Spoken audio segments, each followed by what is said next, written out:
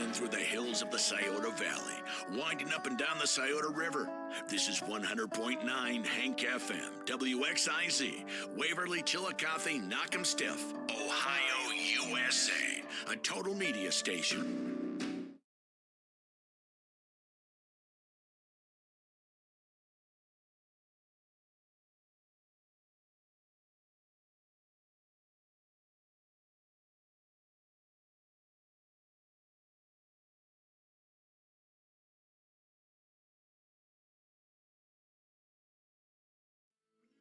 When we lose a loved one, our one wish is to honor their memory. Dad meant so much we wanted a tribute to the person he was. Mark the passing of a loved one with a truly special.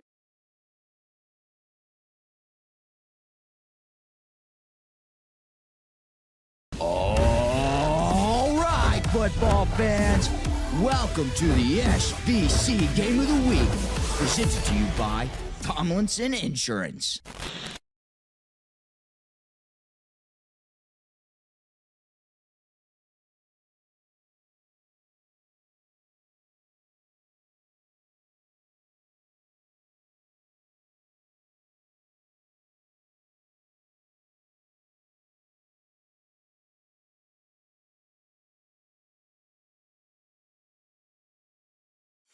You're in the Hank FM studio with Brad Paisley. I'm not somebody who ever really is good at other jobs, you know. I could have done other things. Did you have other jobs? Like growing up? Yeah. Like what'd you do? I did construction. I worked construction. That was fun. Put a roof on a church. That was kind of... I actually liked that the most of anything that was a real job. That was actually rewarding because you look at something you built, you're outdoors.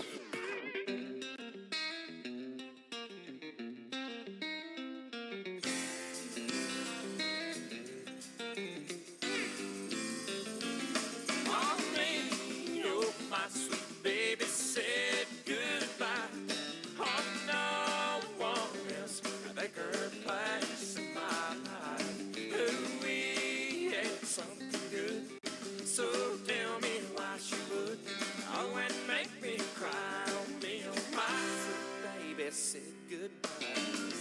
I remember how she held me and say she'd stay forever true.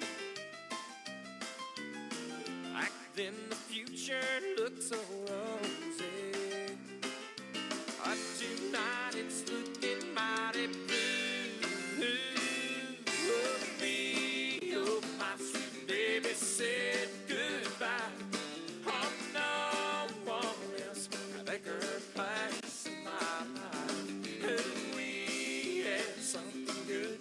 So tell me why she would go and make me cry on me, oh my sweet baby, say goodbye.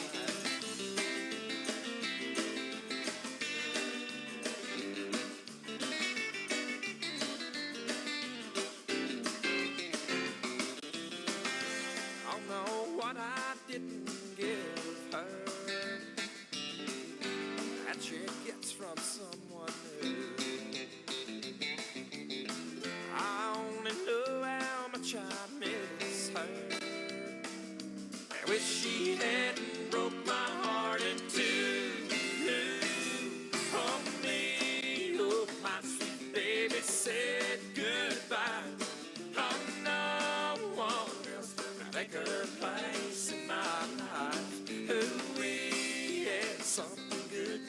So tell me why she would go and make me cry on me, oh my sweet baby said goodbye. On me, oh my sweet baby said goodbye. Oh no.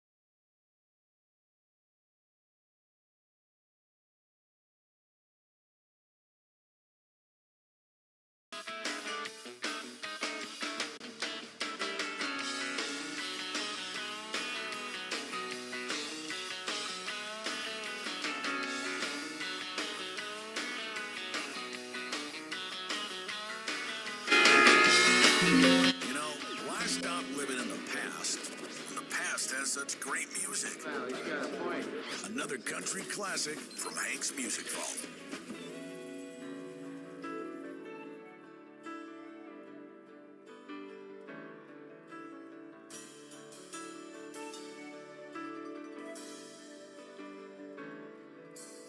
I'd play the Red River Valley, and he'd sit out in the kitchen and cry, and run his fingers through 70 years of living, and wonder, Lord, as ever will I drill run dry. We were friends, me and this old man, like desperados waiting for a train, like desperados waiting for a train.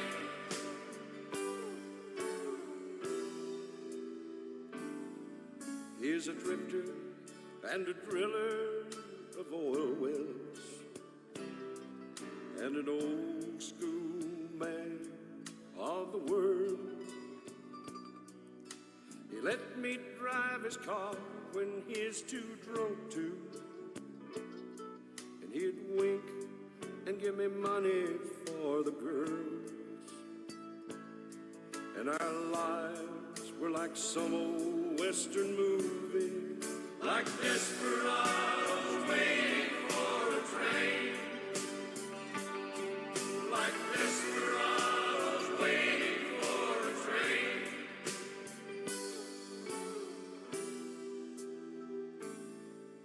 From the time that I could walk, he'd take me with him to a bar called the Green Frog Cafe. And there were old men with One, two, beer three, guts and four. dominoes, Okay, hear me now. lying about their lives while they'd play. And I right. was just a kid. We can take it They over. called his sidekick, like desperados And then I have to waiting do it. for a train, like desperados waiting for a train.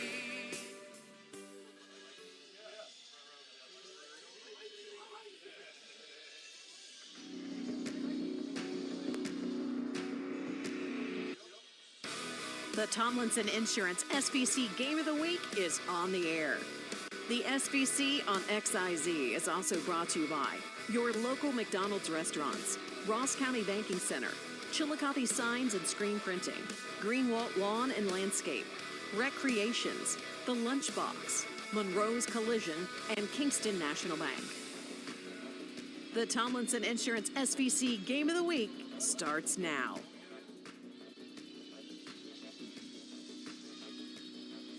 Well, good evening, everyone. Greg Pregame, the new helper tonight. Brian Bigham along with me as we bring you SVC, the Tomlinson Insurance SVC Game of the Week. Normal partner Jaron Cox helping over at our Chillicothe broadcast tonight. So Brian's good enough to come down with me and help us out tonight. We are at Paint Valley.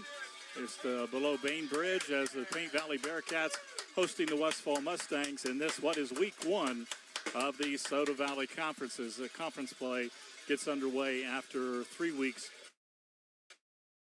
of non-conference play. Looking at the game, looking at here at the game, looks like we were having some electrical problems here. Which, Brian, first of all, Westfall with they've scored over 30 points in every game. They got beat in overtime last week, 42-35. They scored 34 against Logan Elm. They're a high-powered offense. They've given. At Tomlinson Insurance, we've been protecting families, farms, and businesses since 1853. From auto, home, farm, life, or health, we tailor coverage that fits your world with multiple carriers to meet your insurance needs.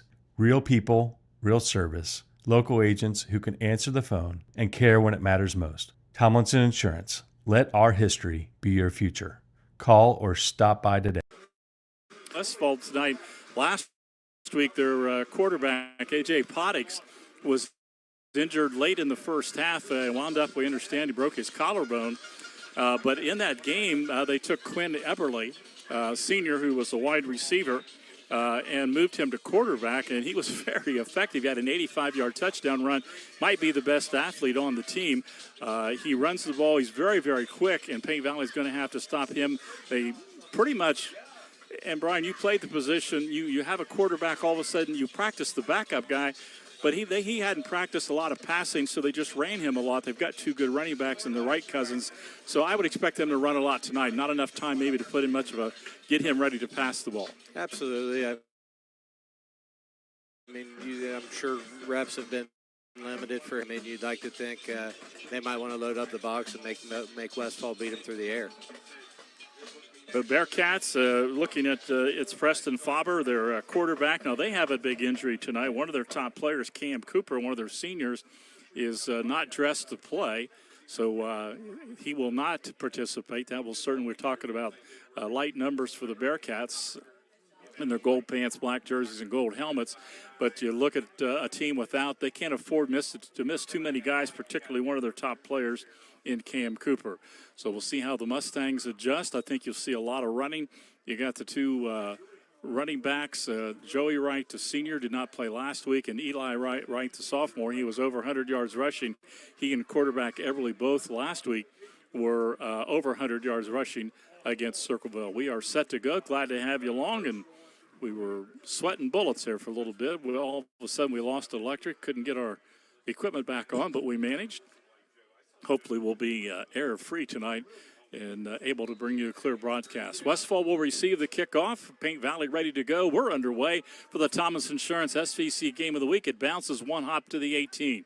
Westfall relives it all the way across to the left side. Break a tackle. Break two tackles. They got one man to beat. He beats him. He's to the 50. He's to the 45. He may go all the way. He spins, loses his footing at the 35. Gets back the other way to the 25. And finally brought down. He ran about 150 yards, and I believe that was Joey Wright, the senior. Didn't get to play last week. And, Brian, he was ready to go tonight. It was quite a kickoff return. I'm telling you, in that, too. I mean, there for a while, they kicked the ball to the right and ran the wall. Westfall ran the wall to the left. It didn't look like he was going to quite get to the wall, and he just made it. And that was he was spinning and dancing all over the field. Paint Valley had a lot. They tried to kick it on the ground, but they did, but it bounced one big hop right to Joey Wright. And they're going to start this at the Paint Valley 22-yard line. Great return. Empty backfield. So just the quarterback, Quinn Eberle, all by himself. And now a penalty flag. And we got a sideline warning, I think, called on Westfall. First warning on Westfall. Not sure what. It could be, might have had somebody below the 25-yard line standing there. Now we're set to go. Empty backfield. Eberle will fake it, run it himself to the 20, spins at the 18, spins again at the 15, falls forward and picked up about 7 or 8. Coach Stepp, I know last week, said once Pottix got hurt, he said everybody kind of knew that once he ran a couple of times, Eberle was going to run it to go with a quick snap to Joey Wright. 15, bounces forward down around the 11. I think he got the first down as Westfall trying to push it in on this first series after a big kickoff return. 30, 50, I think it was around 58 yards for Joey Wright on that kickoff return. It is a first down Mustangs. So Eberle is your quarterback. Looks like Landon Sparks is in. Now Westfall likes to, they'll split out a wide receiver. Sometimes Ethan Rose. And right now it's Landon Sparks splitting out to the left. Now they're going to split two receivers to the right. And Eberle with Hanley in front of him, and behind him is Wright. This is Eli Wright. Back to the 10, to the 9, falls forward. He does a good job as a sophomore, Brian, and he did it last week. He is hit, but he always seems to fall forward for a couple extra yards. It's pretty good for a sophomore. Well, patient as well. I think Westfall's being pretty physical up front, but I think he was patient there to kind of let that hole open up. Second down inside, right at the 5. Quarterback Eberly keeps it. There's a big stack there. Now he's going to be brought down at the 4. That time, Paint Valley did a nice job stacking things up, kind of stuffed things up. Eberly didn't have anywhere to go. He tried to spin and fall forward. He did to the 3. And it's going to be third down. They can get a first down just outside the 1. Let's call it 3rd and 2, 3rd and 3 for a touchdown for the Mustangs since their opening drive. Just underway at Paint Valley. Beautiful setting for football here. Their turf field and the fields and the hills in the distance. It's a great sight for a little bit warm tonight. And Paint Valley with limited numbers probably was hoping for maybe a little cooler night. They will flank Eli Wright to the right side. Joey Wright back with Eberly. Joey Wright runs, counterplay right side, down near the goal line, forward, and touchdown Mustangs.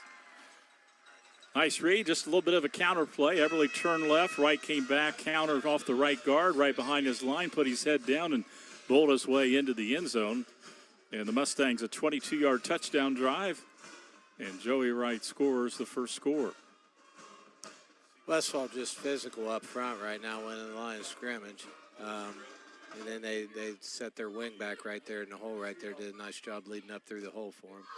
Extra point attempt, and ball is down. Kick is up plenty of distance, and it is up and good. Timeout on the field. 9:33 to play, still in the first quarter. Mustangs march right down. They score a touchdown. They lead at 7-0. You're listening to the Tomlinson Insurance SVC Game of the Week. When we lose a loved one, our one wish is to honor their memory. Dad meant so much, we wanted a tribute to the person he was. Mark the passing of a loved one with a truly special observance. Talk to us for all your funeral needs. Our caring staff will help you honor their memory and make it a family tribute. Boyer Funeral Home, located in Waverly and Piketon.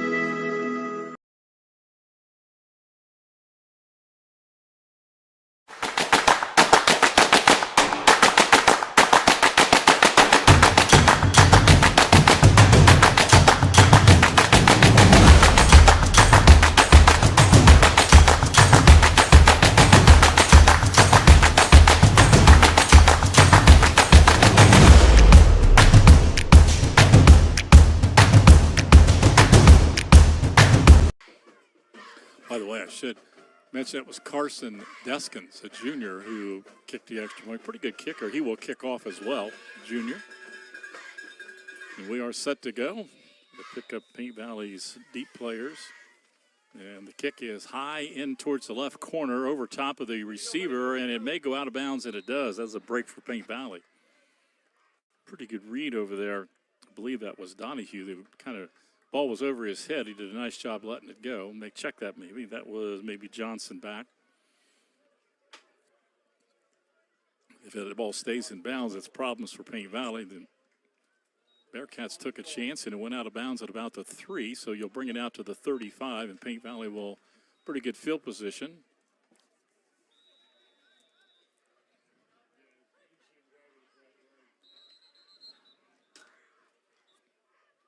Preston Faber, senior, the quarterback. And looking at Paint Valley, they got 3 seniors on the line. They have 1 freshman on the offensive line.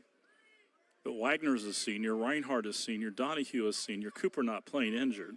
Running back Johnson is senior, and Faber is senior. So they do have quite a few seniors. It's just after the seniors, they have very few sophomores and juniors. They'll go with a pistol formation, 1 running back behind Faber. Westfall crowds the line of scrimmage. Both linebackers are blitzing. They'll run an option play and nowhere to go. A little sprint option. Looked like on the tackle as Westfall penetrated. I believe that was 55. Dina, I believe, made the tackle. Westfall had 4 line. Both the inside linebackers just got up in the line of scrimmage, and they brought 6 or 7 people. I wasn't worried about the pass. Loss of a couple of yards as Faber ran the option, kept it, tried to go inside, and there was nowhere to go. Now he's by himself in the pistol. 3 wide receivers right, 1 to the left for the Bearcats. Good snap, quick pass, quick screen to the right side, and out to the good block at the 35-40. And near the first down marker, Had 3 wide receivers. The front 2, a little bubble screen blocked, and they threw a quick pass to Donahue. Donahue picked up good yardage. They're going to be shy of about a yard of the first down.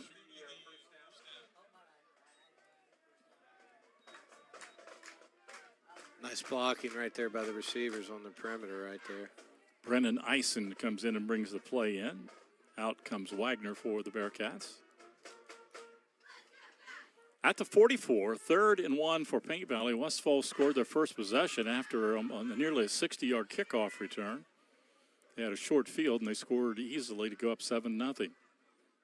Pistol formation. Westfall crowds the line. Both linebackers standing in the gaps. They'll run to the left side. They try to break it outside, and nothing doing. The Westfall defense right now, they'll say, hey, you know what, they got 4 down linemen, and Brian, both those linebackers they almost may as well have 6 defensive linemen. Absolutely. I mean, they were shooting right there. I mean, you had 1 yard to go. Pistol formation, you get a little penetration. It makes it tough to get that yard in that situation.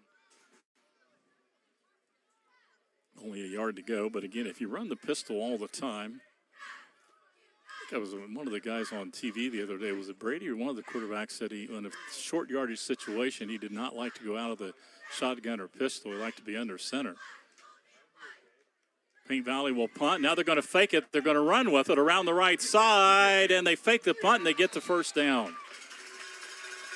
I think that was an option for Preston Faber, who is the quarterback, but also the punter. He got around the outside. Westfall came up pretty quickly, but not before he turned the corner, and he gains up to the 47, first down. I mean, with Westfall loading up the middle and loading the box, stuff like that, it makes them a little vulnerable to the outside right there, and Faber was able to get outside the contain and picked up a nice gain, about 6-7 yards. They'll start the clock again. We're in the first quarter, still well over 8 minutes. Westfall leading 7-0. 58-yard kickoff return by Joey Wright. Set him up at the 22, and they took it in, and Joey Wright got the honors to score the TD. Quick screen to the right side, out to the 50, and across the midfield stripe. Pickup of 3 or 4. Wasn't a bubble screen, more of just a quick pass to the outside. Faber connected. I believe that was Reinhardt who made the catch. Spotted at the Westfall 49, and we'll call it second down and a short 7. Tomlinson Insurance, SVC Game of the Week. Conference play starts tonight. Southeastern Adena playing. Unioto is at Huntington.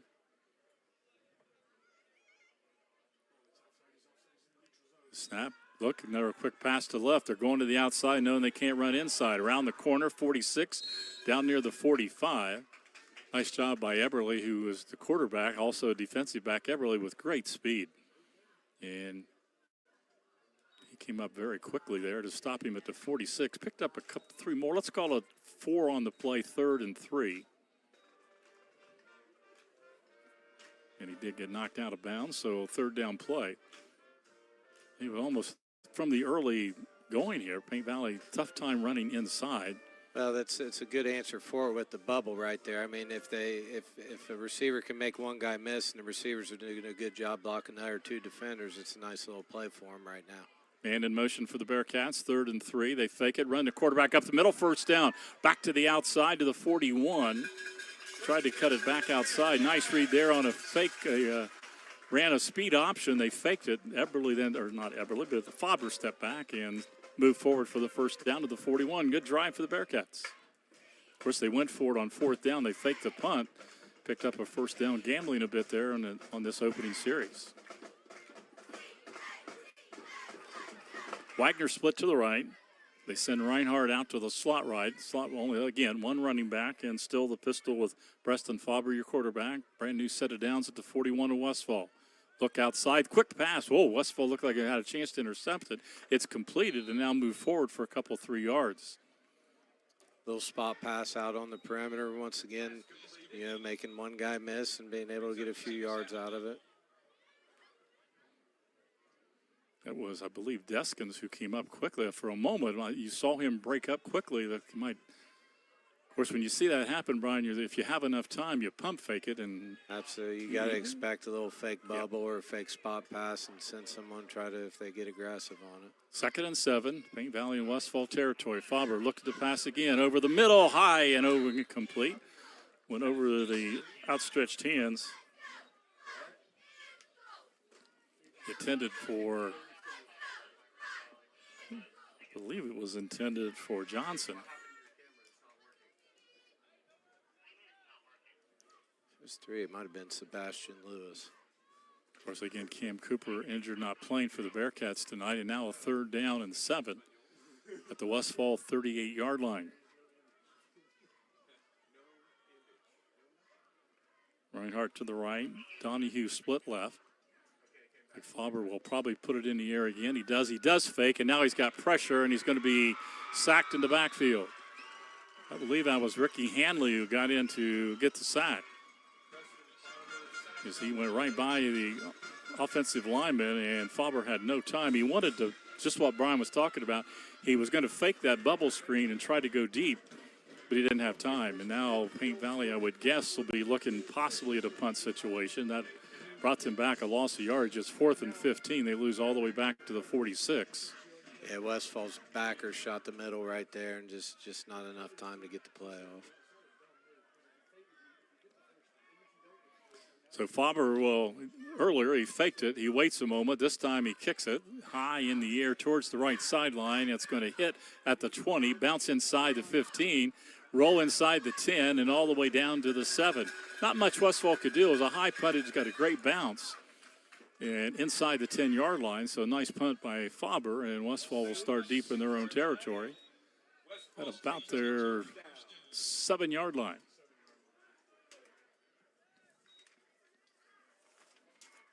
I think, Brian, good that Paint Valley was able to answer somewhat.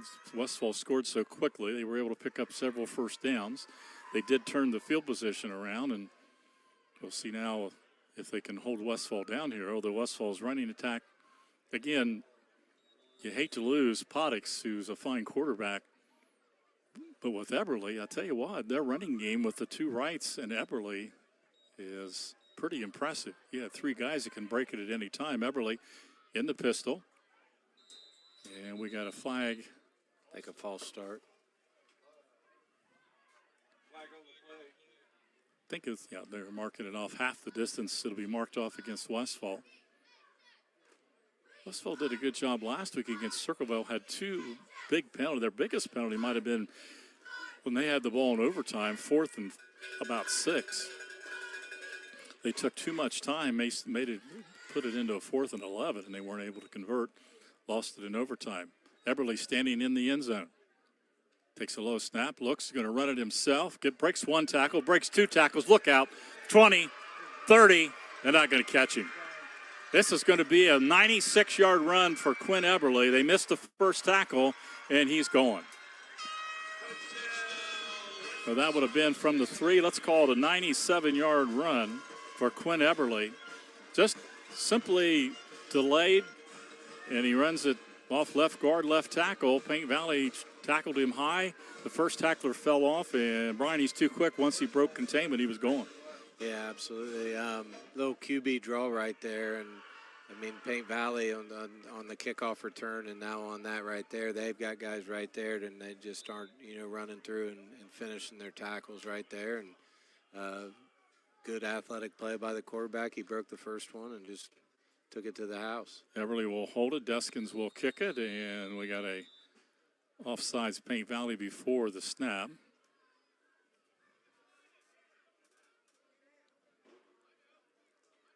The whistle blew, but I think they're going to allow the play to go through, and the kick will. Is the kick going to count, or they're going to mark it off and go for 2? Well, they just ran 97. They shouldn't have much of a problem running a yard and a half the way things are going.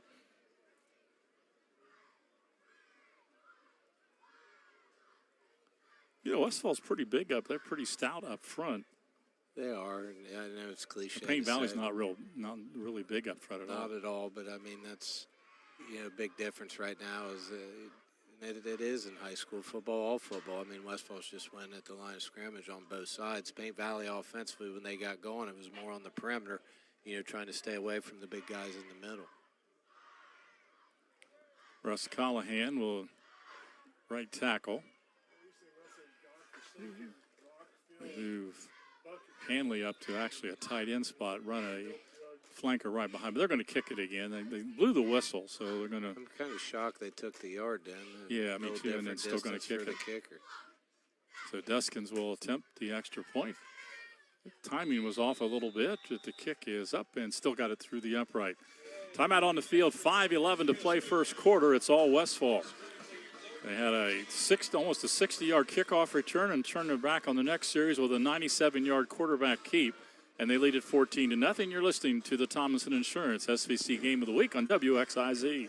Chillicothe Signs and Screen Printing creates amazing apparel for SVC schools, plus customized shirts for your company or event. They offer everything from apparel, banners, and window graphics to decals, signs, billboards, and custom magnets. For great prices, friendly service, and quality products, call or stop in to see what they can create for you. Chillicothe Signs and Screen Printing, 97 North Park Drive in Chillicothe. Call 740-663-7023.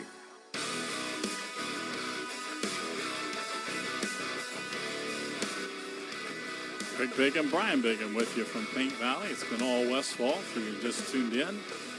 Westfall took the opening kickoff. Joey Wright returned it to the 22 of Paint Valley. Eventually scored on a 3-yard run.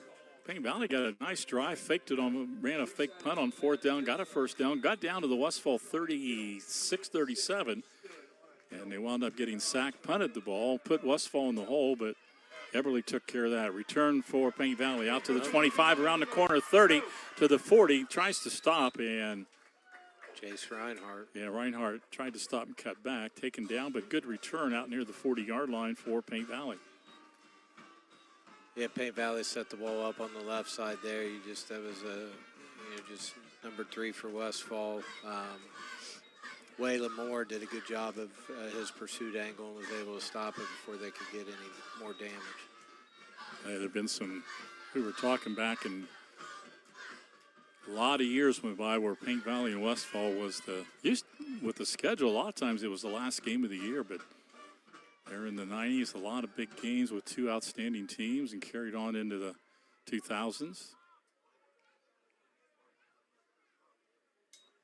Quick pass, Fauber to the outside, Reinhardt to the line of scrimmage, cuts back 45, and it'll be stopped near the 45, pickup of about 4. And it was a long time ago.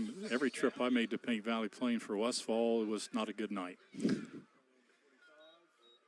Hopefully, I don't know if he's listening in, but my buddy Gene Carfrey, we played when that was a sophomore. Gene was a junior, would have been maybe the fall of 67. But we had a chance. We decided to kick a field goal.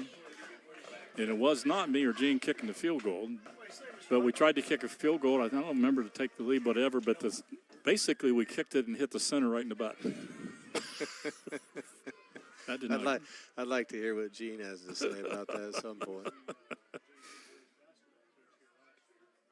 Pitch, sweep to the left. Not a lot of room, line of scrimmage. Nice spin move at the last second. Took a no gain into a gain of a couple. That was Parker Zamora on the carry, another senior. It's going to be 3rd down. Picked up 3 or 4. Going to be 3rd and 3. Paint Valley's really trying to get on the perimeter on Westfall.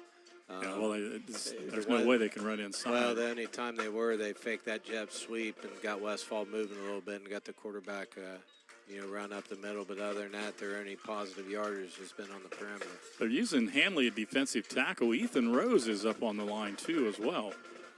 3rd and 3. Westfall crowds the line of scrimmage. Fauber's going to roll to the right. Here comes the blitz. And speaking of Ethan Rose, he takes him down. Nope, check that. That was Wright. Joey Wright. 6, not 0. Just came from the outside. Twice Paint Valley's tried to, throw the ball down the field, and they just don't have enough time to get anyone open out on the perimeter in those situations. Anyway, they've been able to create anything through the passing games has been on the quick spot pass and the bubble pass. So Paint Valley will line up to punt. It'll be their actually 3rd time they've lined. First time Fauber faked it and ran it, picked up a first down. There's a low snap. Fauber just does get it away, and now he's being hit. One of the rushers ran into the punter, so we'll see what the penalty is. Nice sportsmanship by Westfall. So when you do that, is the guy always, actually it was Eli Wright that ran into him. Eli's like, I didn't mean to, I just couldn't stop myself. Wright and number 25, Blake Elster, were the two rushers that ran into the punter, so I think that's going to give Pink Valley. Rough. Is it automatic first down? Because 15. Foul, yes. Okay. Yep. Move it to the Westfall 45, so big play there for Pink Valley on roughing the kicker. And they very well could have had it blocked. I'm sure every school works on just the angle and trying to take it off the punter's you almost think right that there. Eli Wright might have been able to block it, and I thought he eased up, didn't block it because he didn't, and then when he eased up, he was headed right for the kicker. Sometimes it's tough with the angle, too. If you're coming straight on, it's harder to create that angle. Pass across the middle and incomplete, almost intercepted, in and out of the hands of the receiver. Penalty flag down at the line of scrimmage. Might have an illegal shift.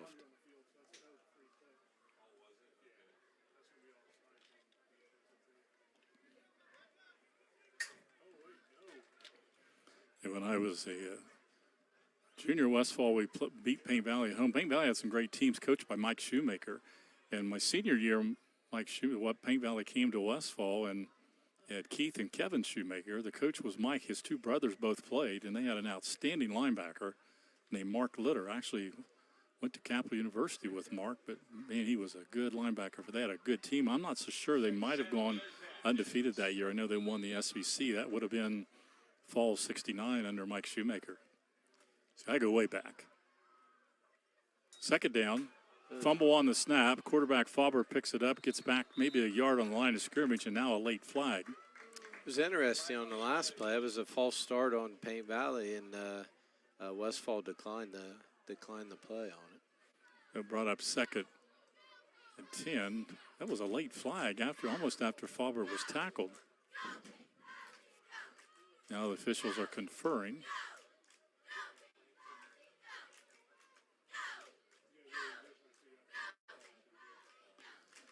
They're going to talk it over. Face mask against Westfall. So right now, penalties, the fake punt, nice play by Fauber helped them out the first series. Then they wound up punting. They want to keep the football if they can because defensively they have struggled trying to tackle the Mustangs.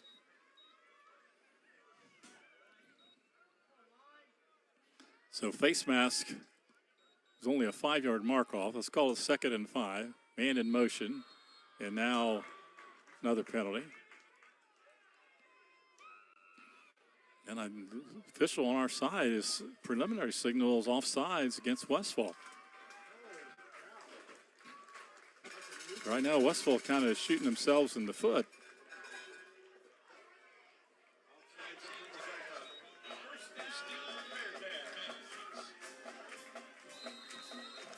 Up front for Mustangs. Look like Haldeman is up front. Again, we told you Hanley's a defensive tackle.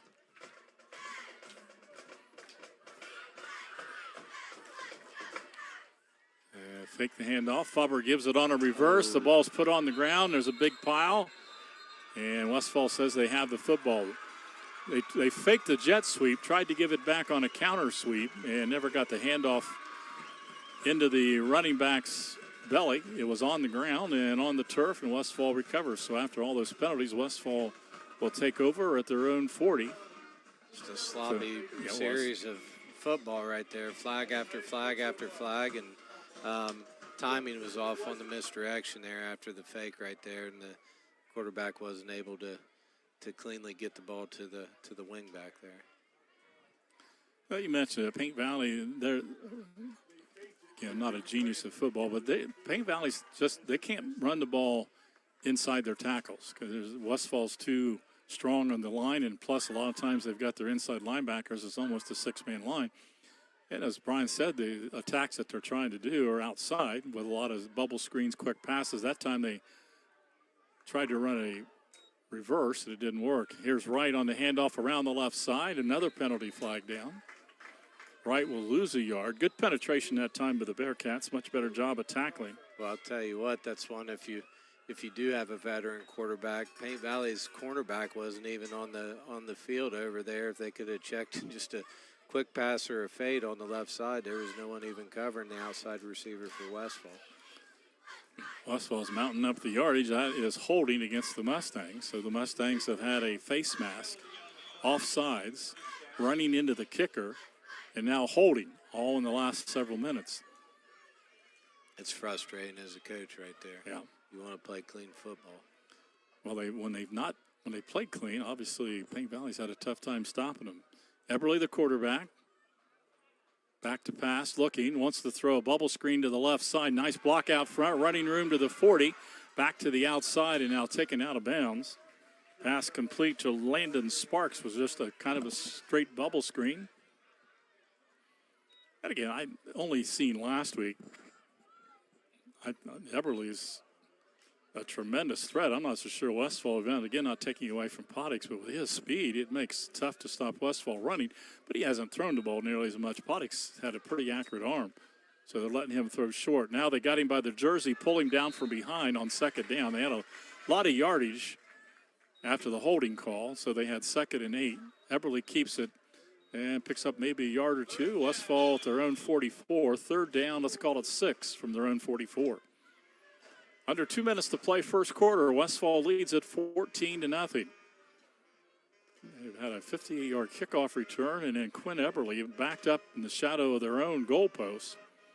Line of scrimmage was their 3-yard line, and Eberle went 97 yards for a touchdown. Had an 85-yard run last week against Circleville when he came in to replace Pottix. Now 3rd and 7. Eberle wants to run it right side, breaks one tackle, breaks a second tackle, and very near the first down. He's going to be just shy.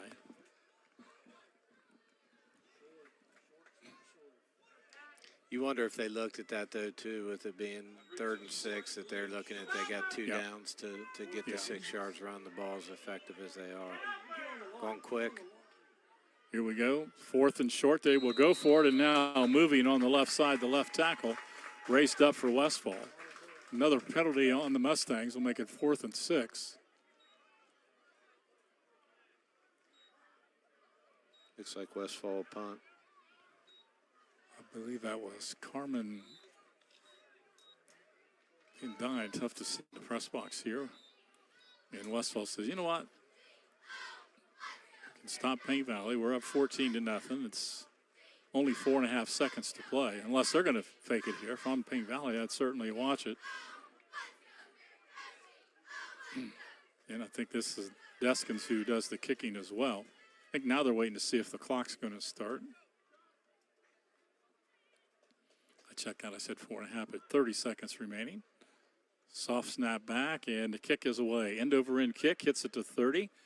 Bounces to the sideline and now takes a Paint Valley bounce back to the 30 where the Bearcats will start it 1st and 10.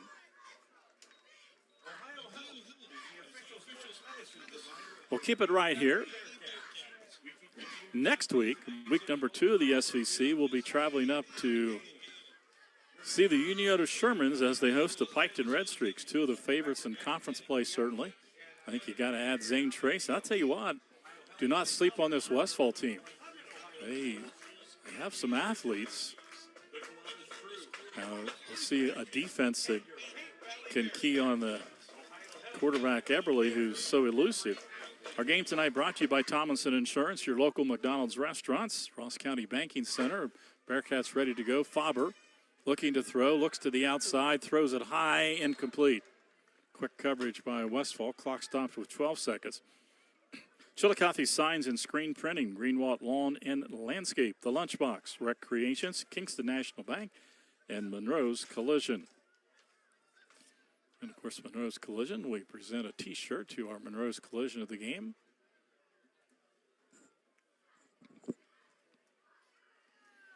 Clock stopped on the incomplete pass. 12 seconds remain in the quarter. Ball at the 31 of Paint Valley, 2nd and 10. Faber will go with 2 receivers wide to the left, a tight end and a flanker to the left. And now they send a man in motion. No tight end on the right side. Put a man in motion. Fauber calls signals in the pistol. Back to pass. Looking. Throws to the outside. Got his man at the 31. Another penalty flag is picking up good yardage on the play. I believe that. An eligible man downfield. Wow.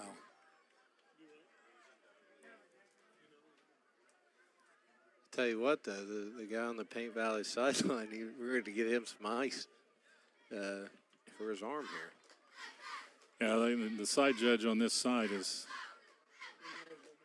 his arm's going to be sore. He's pretty much every time it's him throwing the flag. He's explaining to the Paint Valley coaching staff,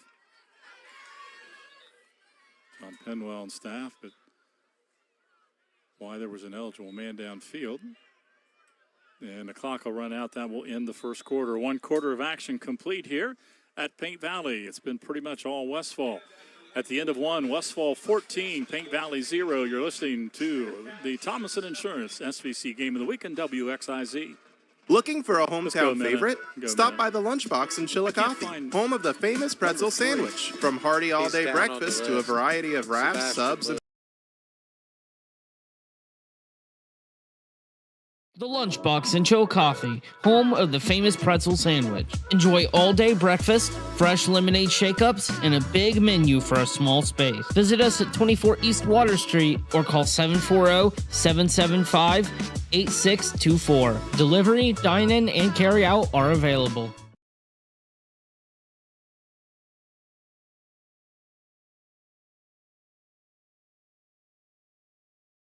Our employees certainly get the credit for that growth. The relationships that they build, people want to deal with people they can trust, they know, feel connected to. And I think that's where a community bank such as Kingston really shines. The color of money is the same no matter where you go, but I think the people behind it is what makes the difference. Having the empathy to understand what's going on in someone's business or personal lives and how you might be able to help it. I think our customers expect that, want that, and truthfully, they deserve that.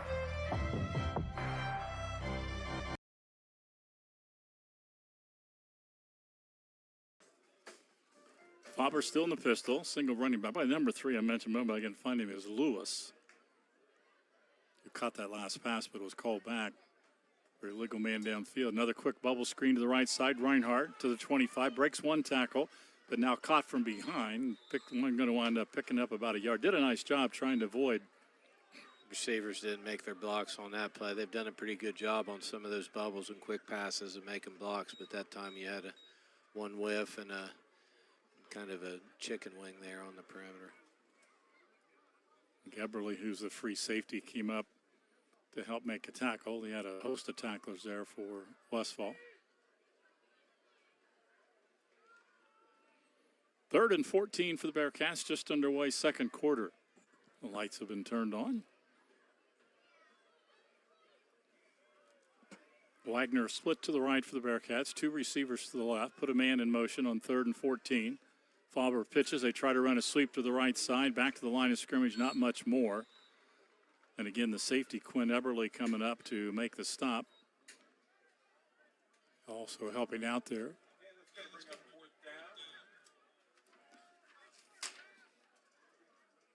Number 12, that's Aiden Daniels, a sophomore, who come up to help make a tackle as well. So Paint Valley, 4th and 12, picked up a couple on that play. They will go back to punt for the 3rd time. Trailing 14-0. They were able to stop Westfall in the last series, although Westfall kind of hurt themselves with penalties. Fauber looking to punt, good snap. Fauber kicks it away, punt coming down around the 40, taken there by Eberly, and he lost his footing on the turf, falls down short of the midfield stripe. Returned at about 8 yards, but a good field position for Westfall. We wonder with Eberly back there. My high school football coach, he wouldn't, when I was playing quarterback, he wouldn't let me do anything on special teams right there. It always frustrated me. So, but I'm sure when he slipped right there, the way he went down, it's got to be a little nerve-wracking for Westfall seeing him kind of go down awkwardly like that. Maybe that's why Coach Downey didn't let me do those things. Spotted that to 49. First and 10 Westfall. Early in the second quarter, Mustangs scoring on their first two drives, but two big plays have been the difference. That 58-yard kickoff return to start the game by Wright. Eberle calls signals. Three receivers bunched to the right side. They send a man in motion. Eberle wants to run to the 50. 46, breaks a couple tackles. And Paint Valley going to have to grab Quinn Eberle around below the waist, or they're not going to get him down, and he picks up 10 for a first down. It was kind of awkward. It looked like Westfall sent someone in motion for the jet sweep, and the timing seemed off, and he almost got in the way of Eberle on that run right there. So I'm not sure if it was busted or by design, but the timing was off a little bit, made it look a little awkward, but I'm sure Westfall's happy with the 10 yards. 41 of Paint Valley. Westfall, again, in their second big play, again, was quarterback Quinn Eberle with that 97-yard run. They were backed up. Paint Valley looked like they had him and all backed up, ready to stop him, and Eberle broke the line of scrimmage, and as fast as he is, he was off to the races. 14-0, timeout Paint Valley. You're listening to the Thomason Insurance SVC Game of the Week in WXIZ. Back in 30 seconds. Ready to transform your entire lawn? Call Greenwald Lawn and Landscape. Just need a quick mow? Call Greenwald Lawn and Landscape. Driveway full of snow? Call Greenwald Lawn and Landscape. Greenwald Lawn and Landscape provides expert lawn care, landscaping, and snow removal services for year-round property maintenance. Call the experts at Greenwald, 740-701-6744. Greenwald Lawn and Landscape, a proud sponsor of SVC Sports.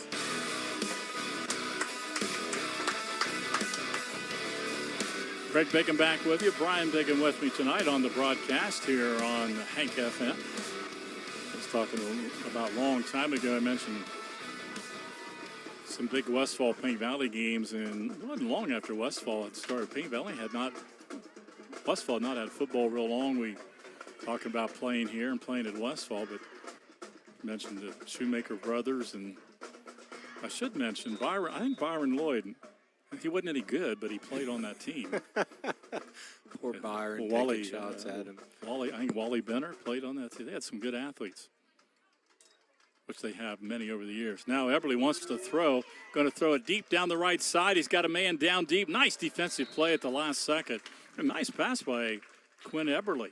It was a nice pass. He kind of held on to the ball a tad too long. It allowed Paint Valley's DB right there to catch up and make a nice play on the ball. It was Donahue that got back to last second, knock it away, down about the 2-yard line.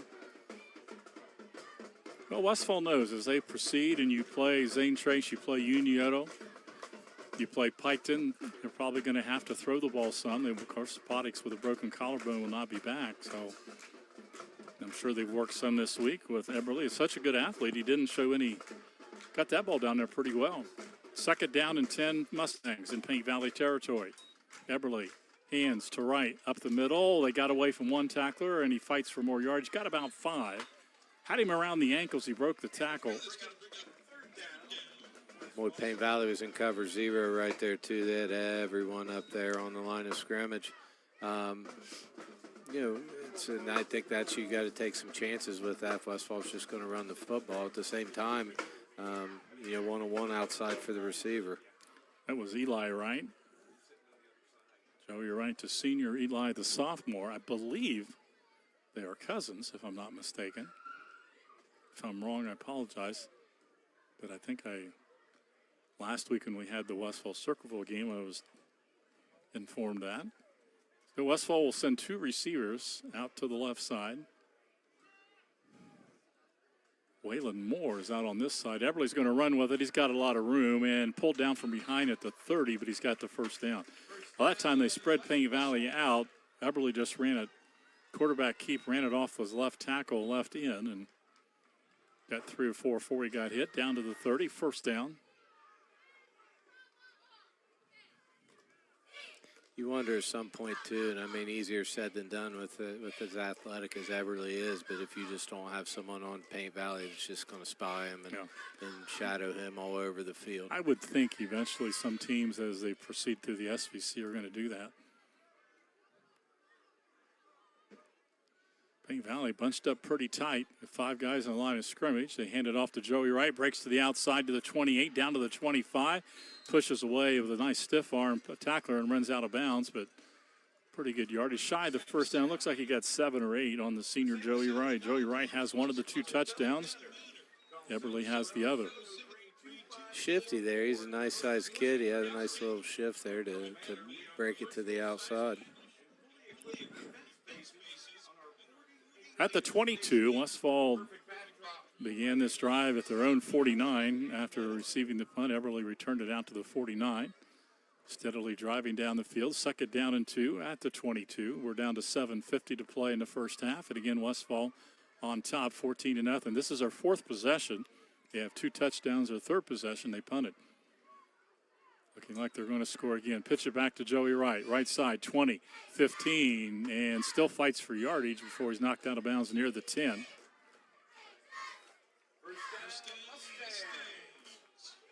You know, both the Wrights, Eli and Joey, I think both those guys go about one. I think Joey goes about 180. They're tough to bring down. Paint Valley have trouble tackling him. Same thing left side. Right, cuts back to the right side. Nice cut. Breaks a tackle down to the 5. Falls backwards to the 3. Just a hard-nosed run right there.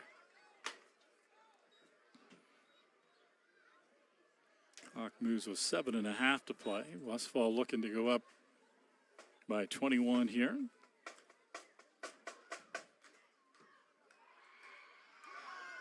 We'll try to look for some scores. Again, Adina at Southeastern tonight. Or excuse me, Southeastern at Adina. Unioto, I believe, is at Huntington, and that would leave Piketon and Zane Trace tonight, I believe. Which is kind of a big game for the first game of the SVC. 2nd down, goal to go for the Mustangs. See who gets a chance to score it. It's Eli Wright. Breaks to the left, breaks one, falls forward. Touchdown, Westfall, Eli Wright. So sharing the wealth. Joey Wright got 1. Eberly's got 1, and now Eli Wright has 1, and Westfall up 20-0 as Duskins lines up to kick the extra point. Just a little counter back here, pulled the guard, and once again, I think these Westfall backs, they do a good job, you know, having some patience and reading holes and hitting them when they need to. Duskins, they're all set. I believe Eberly's holding. Paint Valley's offsides. That's 3 straight times. I thought he did it on the first one, but they didn't call it. A little bit quick moving in is Gage Wagner. Gage was all the way back to kicker before they snapped the football, so they'll take half the distance, but again line up to kick the extra point.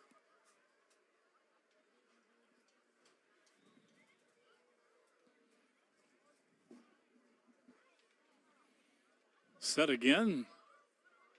Snap is good. Down Duskin's kick, and it is up, and it is good.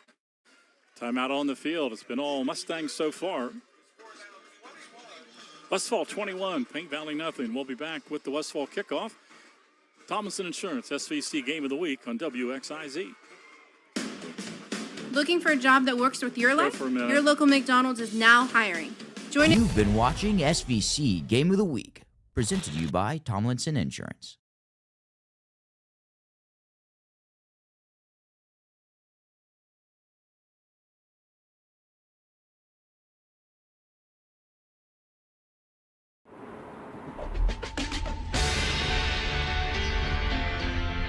It's not just about saving up. It's learning what it means to earn something for yourself, a few dollars at a time. It's about earning your independence. Every deposit, every goal, every step closer. It's more than just opening an account. It's opening the door to what's next. People's Bank, working together, building success.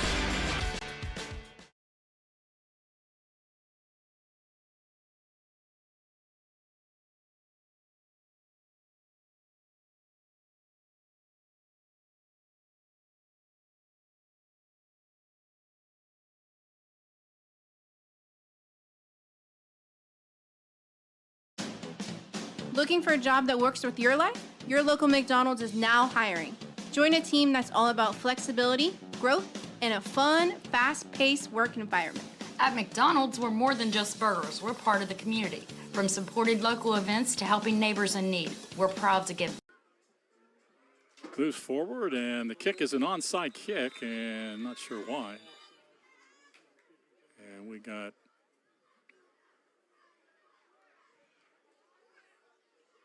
illegal procedure.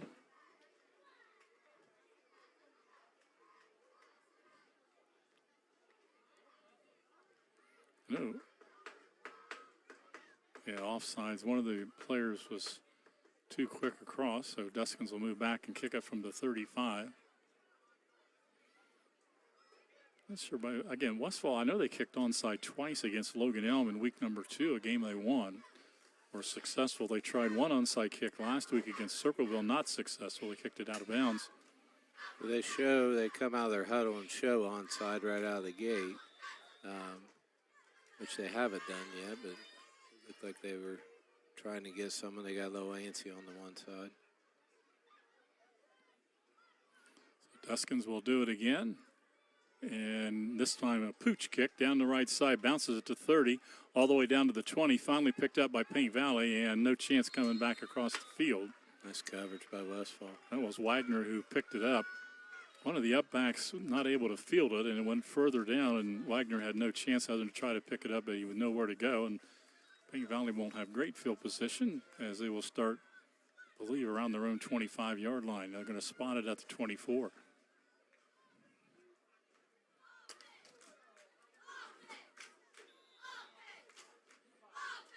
So Bearcats with it.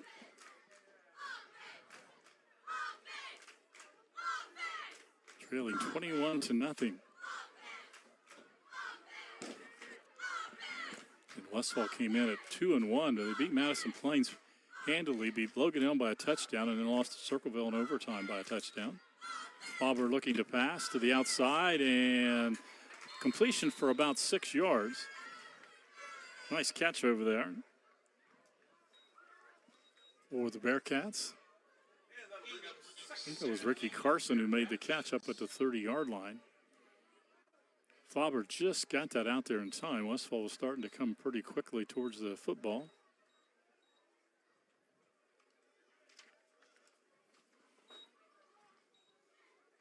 Mustangs with Daniels and Eberly, the two safeties. Deskins is playing one corner. And now they move up one almost with 3 linebackers. Quick pass to the outside. Got to block it to 30. Back out to 35. First down, Paint Valley across to 40 near the 42-yard line. So one of the more effective plays of the day. And again, they just ran one of their receivers out into the left flats once he broke containment. Zamora there, they ran him out, and once again, they're just trying to, get someone quick out there on the perimeter and use that as their block and letting their receivers block with Westfall's size inside. And I mean, Westfall's essentially matched up on the outside, so it's Paint Valley's doing what they need to try to get some positive yardage. Man in motion. Back to pass again, throws to the outside, long pass to the sidelines, 45 near the 50, and now knocked out of bounds. Near another first down at the 49 and be right at the first down marker. Chase Reinhardt with his third reception of the day. Yeah. Reinhardt with the catch. Nice pass by Faber. That was from the hash mark on the far side all the way to the right sidelines. He was able to get it out there in time. That's some long outs, too. I mean, that's a long way across the field on some of those. But with Westfall loading up the box, those outside linebackers, they're staying more inside pressure, and it's a long way for them around the coverage as well. Pickup of 10, I guess, first down. Yeah, first down to Westfall 49. Mercurio is one of the other corners. I thought he had a really good game last week against Circleville. Not a real big, but an excellent tackler. He's out there by himself at the corner on the far side. Deskins a corner on this side. 6 Mustangs up on the line of scrimmage. Paint Valley throws it again inside to the 45, to the 40, forward to the 39, about 8 or 9 more. Got a flag in the backfield.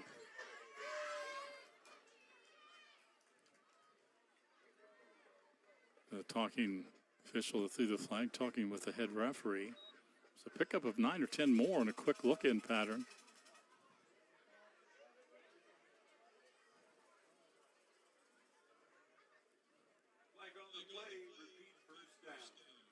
So it's going to be a hole. It was deep in the backfield right when Faber threw the ball.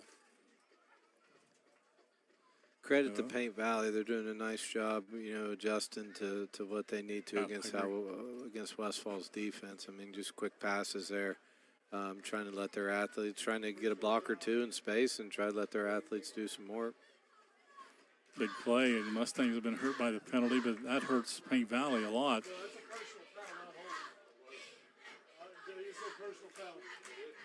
Okay, so we thought it was holding, but I think because they mark it, holding's 10 yards, personal foul 15, and they call personal foul. I think that Henley from Westfall got thrown down by his face mask in the backfield. A little quick out pattern to the left. Reinhardt back up 39-40, cuts back 42, tries to squirm his way up the sidelines, and he got about 8 or 9 of those yards back, so it'll be second down. Valley would like to try to keep the football. They've struggled stopping Westfall on offense. 21-0 Mustangs. We're down under 5 minutes to play in the first half. Ball spotted at the 44 of Paint Valley. Although quick, I have Preston Faber 10 of 12 in the air currently. If he's able to throw quick outs or quick swing passes, anything, twice he's tried to wait and throw deep and not enough time. Back to the pistol, man in motion, and they fake it, look to throw. Looking, throw to the right sidelines, and that's incomplete. Pretty good coverage over here by Eli Wright. Play just took too long to develop for him. Also Daniels over on the coverage for Westfall. Actually, it was Joey Wright, Eli Wright, and Daniels, the 3 defenders that came over to defend that. So it'll be third down. Let's call it third and about 18.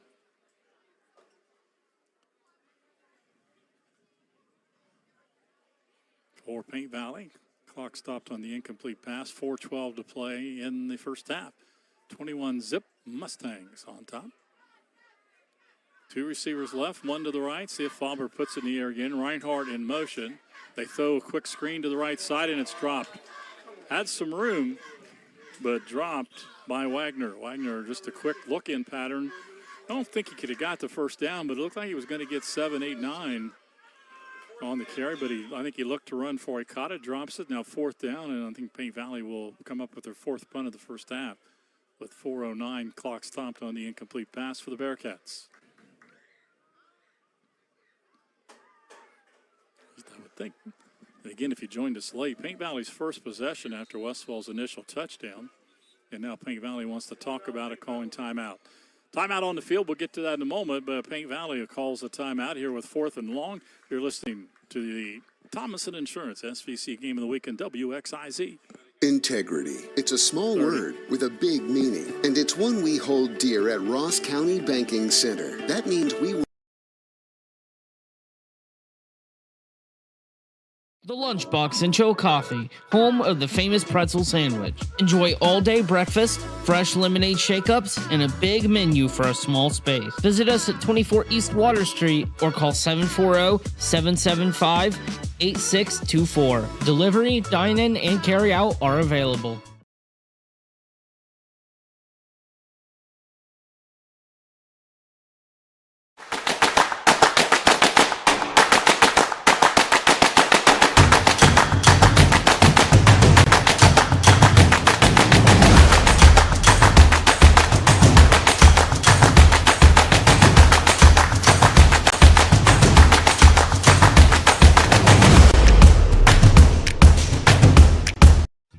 Oh, my mower won't start. I know what to do. Take it to Matheny's Small Engine Repair, located on Savageville School Road in between Jackson and Chillicothe. Matheny's is now an official Encore dealer with both new commercial and residential models on display. They'll get you up and mowing.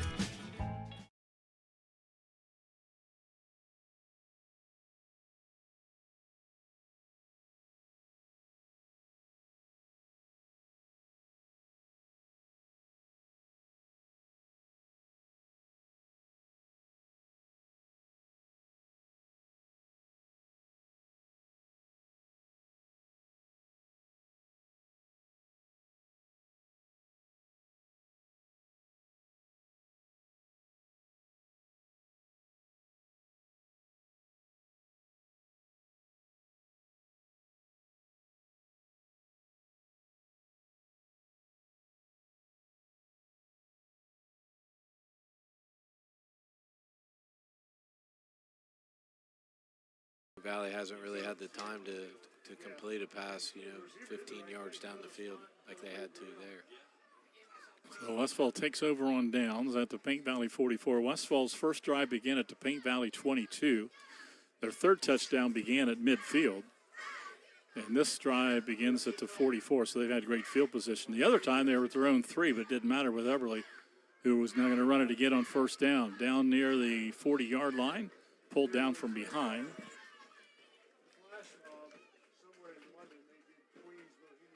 Pick up 4 for Quinn Eberly. Of course, Eberly's numbers, he's over 100 yards because he had 97 on one run tonight. Eberly has a touchdown. Eli Wright has one, and Joey Wright has one for Westfall. We're down under 4 minutes to play. Second down and 6. Looks like Westfall's Eberly's back out, kind of waiting to run the clock down here. Looks like.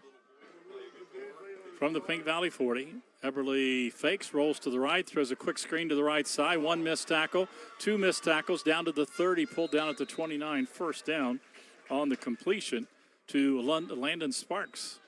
His second catch. Pink Valley saw what was happening. Sparks kind of went down and then curled back towards his quarterback. Guy was right on him for the Bearcats, but he wasn't able to make the tackle. Then Sparks broke loose for 10 or 11. Run to the right side. That is Eli Wright. He's got about 10 more down near the 20-yard line. So Westfall kind of doing whatever they want to do here offensively.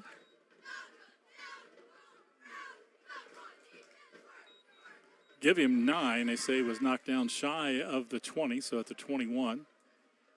2:30 to play until half. Westfall already leading 21-0, looking to go up by 28, and now a whistle.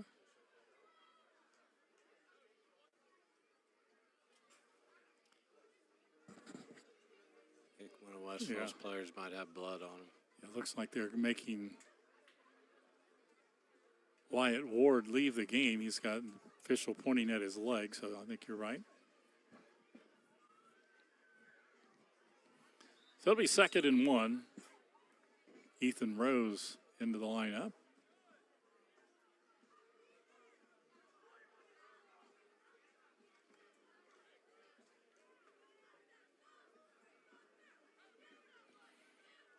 Moore, number 3, split to the right. Sparks split to the left. Eberly rolls to the left. Now rolls, gets away from the first defender, lobs it in the air down the field. Caught by Eli Wright, and it's a touchdown. And now we're waving off. Is there a flag down? Ineligible, yeah. Westfall had downfield. Eberly, the man on the corner, blitzed him, and Eberly was able to get outside of him. Rolling to his left. He had some pressure. He just lobbed it in the air. Great catch by Eli Wright. He had to kind of reach over his shoulder out in front and able to pull it in, got into the end zone. But Westfall with an illegal man downfield, and that will bring it back with 1:57 to play here in the first half. Next week again at Unioto, it's Piketon. The Red Streaks against the Shermans next Friday right here on the home of the SVC, WXIZ.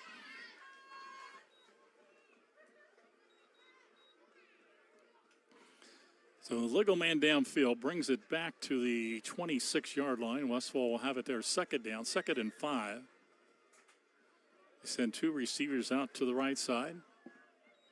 Looks like Moore and Ward out to the right. Eberly fakes, runs a quarterback draw, and he's going to be pulled down. Nice defensive play that time by the Bearcats.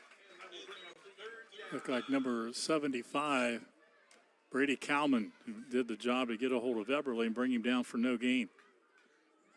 Bearcats been looking for that with Eberly kind of running that quarterback delay, quarterback draw, finding his own hole inside the tackles. And nice job there by the senior, Brady Cowman.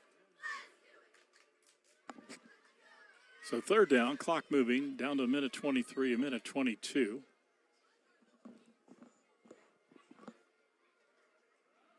Westfall taking their time and out over the football now. Eberly will have Eli Wright, the sophomore, right off his right hip in the pistol. 2 receivers split right, single left. Eberly's going to run it again, right side. He's got 3 or 4, going to be short of the first down. He needs to get just to the 20, and he went down around the 21, so shy of about a yard. Under a minute to play, 49 seconds. 4th and 1 for the Mustangs. Eberly moves up under center. They run a power I formation, waiting for Hanley to come off the field. They go with a power I. The second man through right side, breaks to the outside. Joey Wright, 15. Joey Wright to the 10, right to the 5 corner. Touchdown Mustangs. Nobody touched him. Well, we haven't seen that. Quarterback under center. They go the power I with Eli Wright in front of Joey Wright. And Brian, nobody touched him. Great blocking. That was a great job by the right side. And the majority of Westfall's running plays that have been effective have been to the right side. So that right side of the line is doing a good job controlling the line of scrimmage. That was under a minute to play. Actually, 30 seconds left in the half. Deskin's looking for the extra point. Paint Valley not offsides this time. Deskin's kick is up, and it is good. Timeout on the field. We have just 30 seconds remaining till halftime. It's been all Mustangs. Westfall 28, Paint Valley 0. You're listening to the Tomlinson Insurance SVC Game of the Week. At Tomlinson Insurance, we've been protecting families, farms, and businesses since 1853. From auto, home.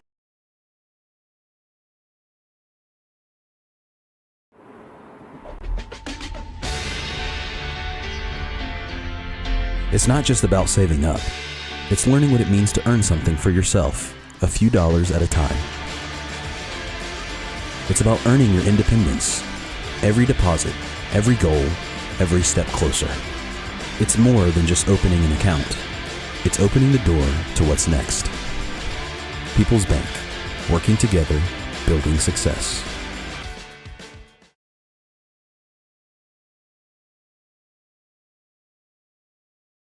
Stressed? Overstimulated? Smash it out at Recreations. Rec plates in our rage room, fling paint in the splatter zone, then strike a pose in the selfie studio. Chaos, creativity, and content. Let's get messy.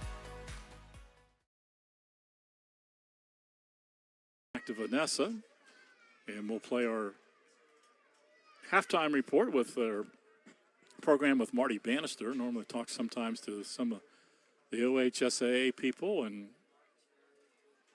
who he has as a guest tonight, but we'll have that during halftime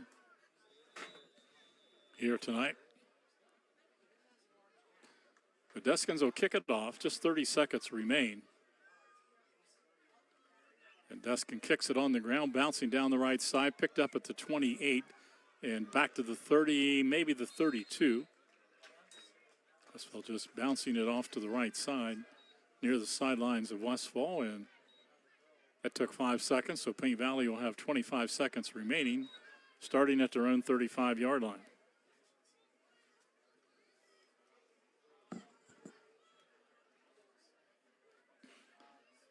They haven't had a lot of running ability, but I know it's 28-0. Brian mentioned a moment. At one time he was, 11-13. Fauber's done a nice job. They've just a lot of short passes, trying to get it short to the flats. Yeah, he was tenant. I jinxed him. He's probably not a fan of mine. I think one or maybe two of those were even drops by his receivers.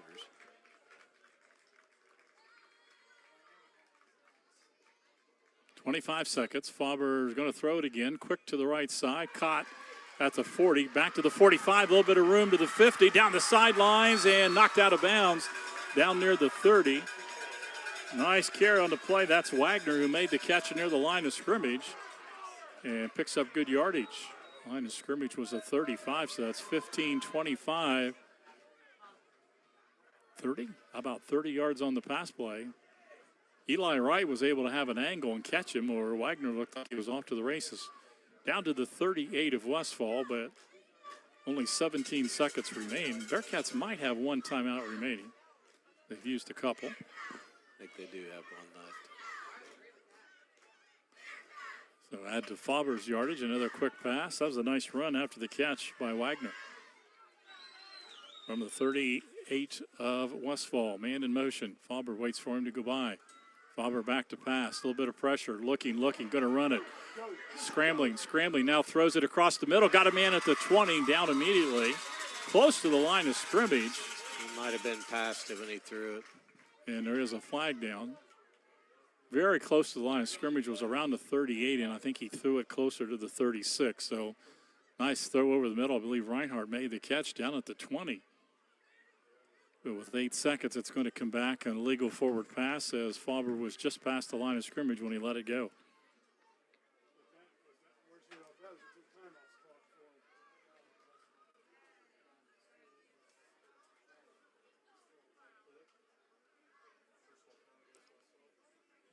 Now, I was wrong on both counts. So there's holding Pink Valley. Personal foul. Roughing the passer. Yeah, roughing. So personal foul Westfall. And Pink Valley actually lost a yard. Now Westfall wants to call timeout. Only 8 seconds remain. Westfall will call timeout. We'll keep it right here. A reminder again, our game tonight.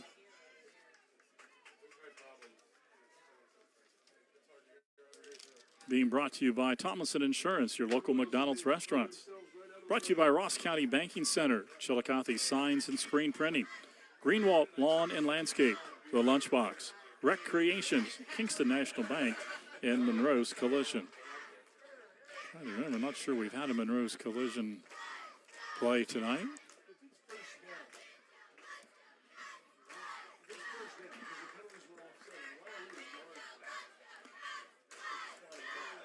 And, you know, looking at that, offsetting penalties, Pink Valley lost a yard. The line of scrimmage was the 38. I think they misspotted the ball at the 39. Second, it's 1st and 11. They shouldn't have lost a yard on offsetting penalties.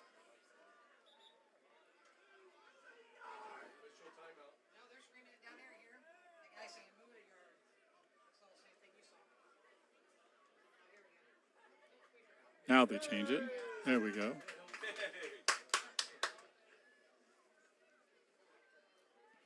So back to what it should be, 1st and 10. However, the important number right now is only 8 seconds remaining. It was down to the 20, offsetting penalties, but it cost Pink Valley some time there. Faber calls signals, looking in the middle, and now he's going to be sacked in the backfield. And a penalty flag comes down late. Ethan Rose on the sack, helped out by... And again, being dark in here, can't really see very well. I believe that was 55, Dom Andrea. I said that wrong earlier. Andrea will give him credit for part of that sack. And the official, so they say there's still 2 seconds after the sack. I'm not sure how that didn't take more than 6 seconds. But Pink Valley will go back after the sack and have one more play with just 2 seconds remaining here till halftime. It's 28-0, then all Westfall. Bearcats had the one.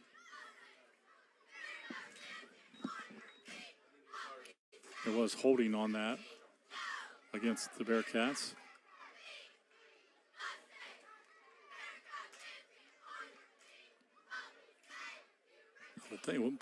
Pink Valley did call the timeout. They're marked off with the penalty, so they're back at their Westfall 48. Then they had a nice pass down to Reinhardt down at the 20-yard line, but offsetting penalties brought it back. Having trouble blocking that Westfall front, so Pink Valley has been called for several holding calls. Now Westfall's only going to rush 3 people on this one and put the other 8 people back.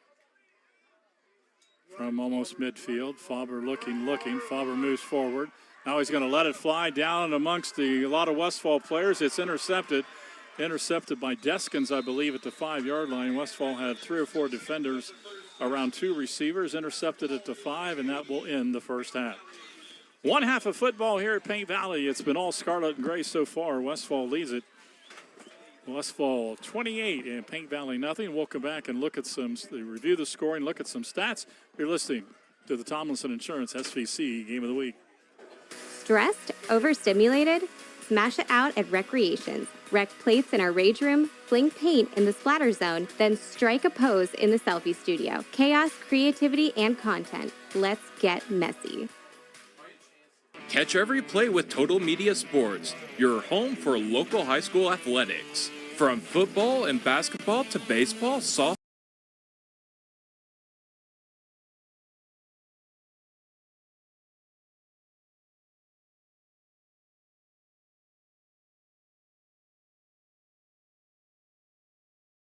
Integrity. It's a small word with a big meaning, and it's one we hold dear at Ross County Banking Center. That means we work hard every day to do what's right, even when no one's looking. We treat people the way we want to be treated, volunteer in our communities, and keep a watchful eye to safeguard our customers. At Ross County Banking Center, we strive to do that better every day. Find more information on our website, vcnbfamily.bank, or visit one of our physical locations. Member FDIC. Signs, billboards, and custom magnets. For great prices, friendly service, and quality products, call or stop in to see what they can create for you. Chillicothe Signs and Screen Printing, 97 North Park Drive in Chillicothe. Call 740-663-7023. Looking for a hometown favorite? Stop by the Lunchbox in Chillicothe, home of the famous pretzel sandwich. From hearty all-day breakfast to a variety of wraps, subs, and paninis, there's something for everyone. Don't forget the fresh lemon shake-ups, perfect with any meal. Whether you're craving a classic Italian loaded Reuben or a warm bowl of soup, you'll find it here. Located at 24 East Walnut Street, we offer carry-out, delivery, and even office catering. Call 740-775-8624 today.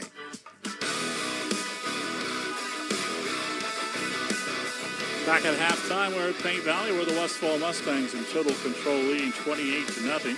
Mustangs took the opening kickoff. Joey Wright ran it all the way down to the Paint Valley 22, around a 58-yard kickoff return, I believe. From the 22, Westfall moved it in. Wright himself scored the touchdown from 3 yards out. 9:53 to play first quarter, 7-0 Mustangs. Paint Valley got a pretty good drive going, went forward on fourth down, faked to punt. Faber picked up a first down, got down inside the 35 of Westfall, got sacked, quarterback sack, wound up punting, but they pinned Westfall.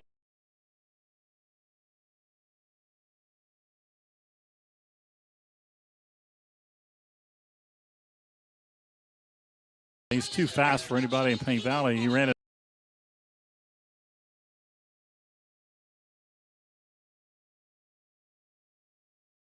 Nothing Mustangs. Paint Valley then fumbled on their next possession. Westfall, we wound up 14-0 going to the second quarter. Paint Valley then went forward on downs. Westfall took over right at midfield.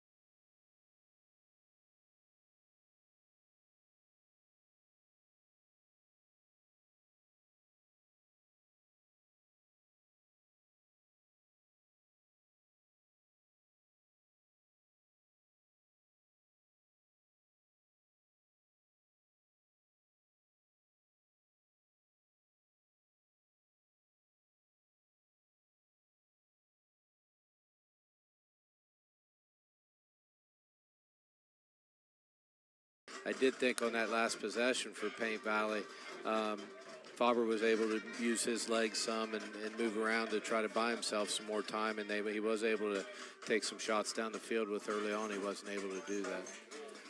28-0 at halftime. It's been all Westfall. Again, Faber's, considering Paint Valley just can't do anything inside the tackle, done a nice job with a lot of quick passes, but Paint Valley unable to get a long drive and get it into the end zone. Here at halftime, they're still scoreless. Again, at intermission, Westfall 28, Paint Valley nothing. We're going to go back for another timeout, and Marty Bannister will have a halftime interview for us, and we'll be back with second half action in a bit right here on the Thompson Insurance SVC Game of the Week. Our employees certainly get the credit for that growth. The relationships that they build. People want to deal with people they can trust, they know, feel connected to. Having the empathy to understand what's going on in someone's business or personal lives and how you might be able to help it. I think our customers expect that, want that, and truthfully, they deserve that. All at Kingston National Bank. Welcome back to Total Media's high school football coverage on this Friday night. And this is high school football tonight. I'm Marty Banner. Great to have you with us here at the intermission.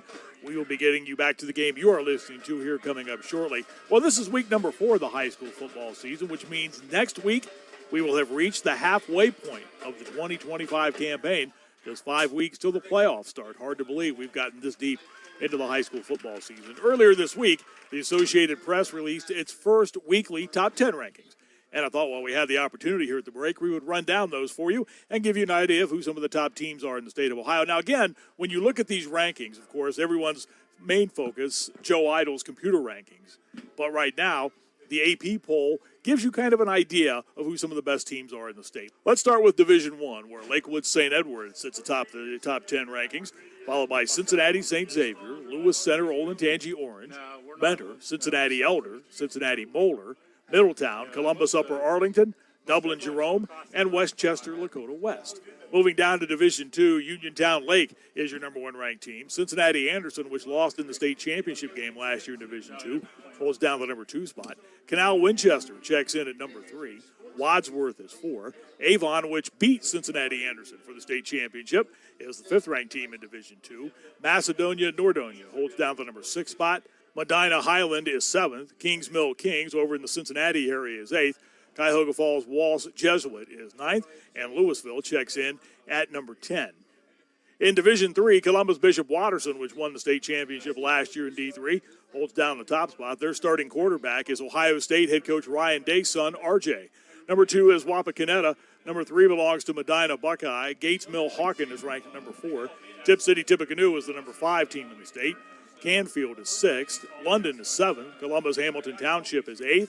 Youngstown Ursuline is 9th. And Hamilton Baden holds down spot number 10. In Division 4, Shelby is ranked number 1. Cincinnati Taft is number 2. Canadian Hutton Indian Valley is ranked 3rd. Cleveland Glenville is ranked at number 4. Cincinnati Wyoming is 5th. Hubbard is 6th. New Lexington 7th. Gallion 8th. Chardon Notre Dame Cathedral Latin checks in at number 9. And Cincinnati Indian Hill is ranked 10th in the state. Division 4 is where one of our area teams first shows up. That's Unioto. They are ranked 17th in Division 4. Moving down to Division 5, Liberty Center is ranked at number 1, followed by Oak Harbor, Poland Seminary. The defending state champion Ironton Fighting Tigers are 4th. Wheelersburg is 5th. Williamsburg ranked number 6th. Barnesville 7th. Findlay Liberty Benton at number 8. Girard number 9. And Worcester Triway checks in at number 10. In Division 6, Perennial Power Kirtland holds down the number 1 position, followed by Bluffton, Columbus Grandview Heights, Coldwater, Dalton, Smithville, Hopewell Loudon, Cincinnati Deer Park, Sherwood Fairview, and Colonel Crawford. And rounding out things in Division 7, Maria Stein Marion Local, which has won 65 consecutive games, is ranked number 1 in the state, followed by Lima Central Catholic, McDonald, Jeromesville Hillsdale, New Bremen, Mohawk, St. Henry, another area team, Beaver Eastern. Fairport Harbor Harding is number 9. And once again, we have a team from our listening area, Portsmouth Notre Dame. They are ranked number 10 in the state in the Division 7 statewide rankings. That's a look at the Associated Press top 10 polls from around the state of Ohio. When we come back, we will have more of high school football tonight. This is High School Football on Total Media Sports. I talked to him. Ready to transform your entire lawn? Call Greenwald Lawn and Landscape. Just need a quick mow? Call Greenwald Lawn and Landscape. Driveway full of snow? Call Greenwald Lawn and Landscape. Greenwald Lawn and Landscape provides expert lawn care, landscaping, and snow removal services for year-round property maintenance. Call the experts at Greenwald, 740-701-6744. Greenwald Lawn and Landscape, a proud sponsor of SVC Sports. We welcome you back to this evening's edition of High School Football tonight. We are at the intermission of the game you are listening to on Total Media Sports. I'm Marty Bannister. Second half action is coming up. There were a number of big performances from all across the state of Ohio last week, including a number in our area. Let's run down some of those for you right now. Nelsonville York beat Colgrove last week, 34-6. Austin Gautier ran 19 times for 150 yards and scored a touchdown and completed a pass for 23 yards. Walker Stone's all-around effort, including 90 rushing yards and 1 touchdown on 3 carries, 1 reception for a 40-yard score, and 16 tackles on defense, including 1 fumble recovery to lead the Buckeyes. Cam Sullivan completed 7 of 9 passes for 102 yards and a score, and rushed 4 times for 40 yards and a touchdown as Nelsonville York rolled to the victory. Of course, the game you heard last week on Total Media Sports, Athens defeated Marietta 33-21. Of course, the matchup of former Southeastern Ohio Athletic League rivals. Anthony Sutton carried for 209 yards and scored a couple of touchdowns, toted the football 26 times. Briar Thomas, 11-16 throwing, 228 yards and 2 scores, and Weston Wheatley had 6 receptions for 118 yards and 1 touchdown in the victory. Another game you heard last week on Total Media Sports saw the Trimble Tomcats defense pitch its second consecutive shutout, beating Vinton County 14-0. Individually, Trevor Gowan rushed for 122 yards and a score, and Luke Osborne added 92 yards rushing and also picked off a pass in the victory. Also last week, a big non-league game saw Wheelersburg beat Jackson 17-7. Of course, we had coverage of that for you here on Total Media Sports. It was the first time the Pirates had beaten the Ironmen since 2018, which, oh, by the way, was the last time Wheelersburg began a season at 3-0. Braylon Rucker completed 7 of 13 passes for 130 yards and a score, and fellow senior Brady Doss made 4 catches for 112 yards and 1 touchdown. The Valley Indians beat Piketon 24-7 on Friday night, one of the big non-conference rivalry games throughout the area. Valley has started the season 3-0 for the first time since 2015. Portsmouth a victory last week. They scored the game's final 24 points and scored in all 3 phases of their 24-9 non-league victory over Greenup County. Fernando Pox rushed for 153 yards and a touchdown. Jacob Roth made a field goal and 2 extra points. And Leland Skurlock scored on a strip and score on a kickoff return. Portsmouth beat Greenup for the first time since the former Ohio-Kentucky Athletic Conference rival series renewed 2 years ago. And before we let you go, we need to keep you updated on the longest winning streak in the state of Ohio and one of the nation's best right now. That belongs to Division VII power Maria Stein Marion Local. They've now won 67 straight games. The latest, last week's 21-14 victory over St. Henry. St. Henry's Jack Hulsman's 47-yard interception return in the first quarter, the first points allowed by Marion Local in a regular season game since Week 5 of last season. But they continue to roll right along, rallying for the victory. The Flyers have now won 67 straight games, ranked number 1 in the state of Ohio in Division VII. That's a look at what's going on around the state in high school football. We invite you to stay with us. Second half action of the game you are listening to is coming up next. You are listening to High School Football Tonight on Total Media Sports. Looking for a job that works with your life? Your local McDonald's is now hiring. Join a team that's all about flexibility, growth, and a fun, fast-paced work environment. At McDonald's, we're more than just burgers. We're part of the community. From supported local events to helping neighbors in need, we're proud to give back. Apply today at your local Chillicothe or Waverly McDonald's or McHire.com. We'd love to have you on the team.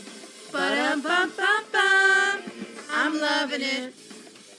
Integrity. It's a small word with a big meaning, and it's one we hold dear at Ross County Banking Center. That means we work hard every day to do what's right, even when no one's looking. We treat people the way we want to be treated, volunteer in our communities, and keep a watchful eye to safeguard our customers. At Ross County Banking Center, we strive to do that better every day. Find more information on our website, vcnbfamily.bank, or visit one of our physical locations. Member FDIC.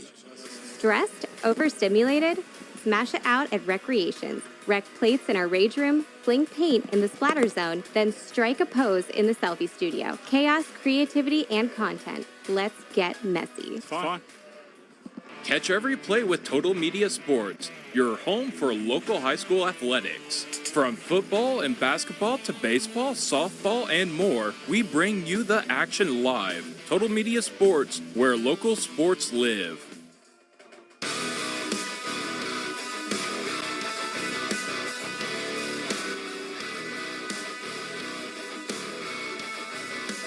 We're back at Paint Valley. Paint Valley Band performing right now for the crowd here as the Westfall easily on top 28-0. Third, we got a couple scores up in the mid-state that opened up tonight as well. It's Bloom Carroll 3, Amanda Clear Creek 0. Stressed? Overstimulated? Smash it out at Recreations. Rec plates in our rage room, fling paint in the splatter zone, then strike a pose in the selfie studio. Chaos, creativity, and content. Let's get messy. Catch every play with Total Media Sports, your home for local high school athletics. From football and basketball to baseball, softball, and more, we bring you the action live. Total Media Sports, where local sports live. The loss of a loved one is a difficult time, but a funeral can also be a time of caring. Dad meant so much to all of us. We wanted to show how much we care. Talk to us about your funeral needs. We'll see to every detail and help make it a tribute to remember. Boyer Funeral Home, located in Waverly and Piketon. Chillicothe Signs and Screen Printing creates amazing apparel for SVC schools. Plus, customized shirts for your company or event. They offer everything from apparel, banners, and window graphics to decals, signs, billboards, and custom magnets. For great prices, friendly service, and quality products, call or stop in to see what they can create for you. Chillicothe Signs and Screen Printing, 97 North Park Drive in Chillicothe. Call 740-663-7023.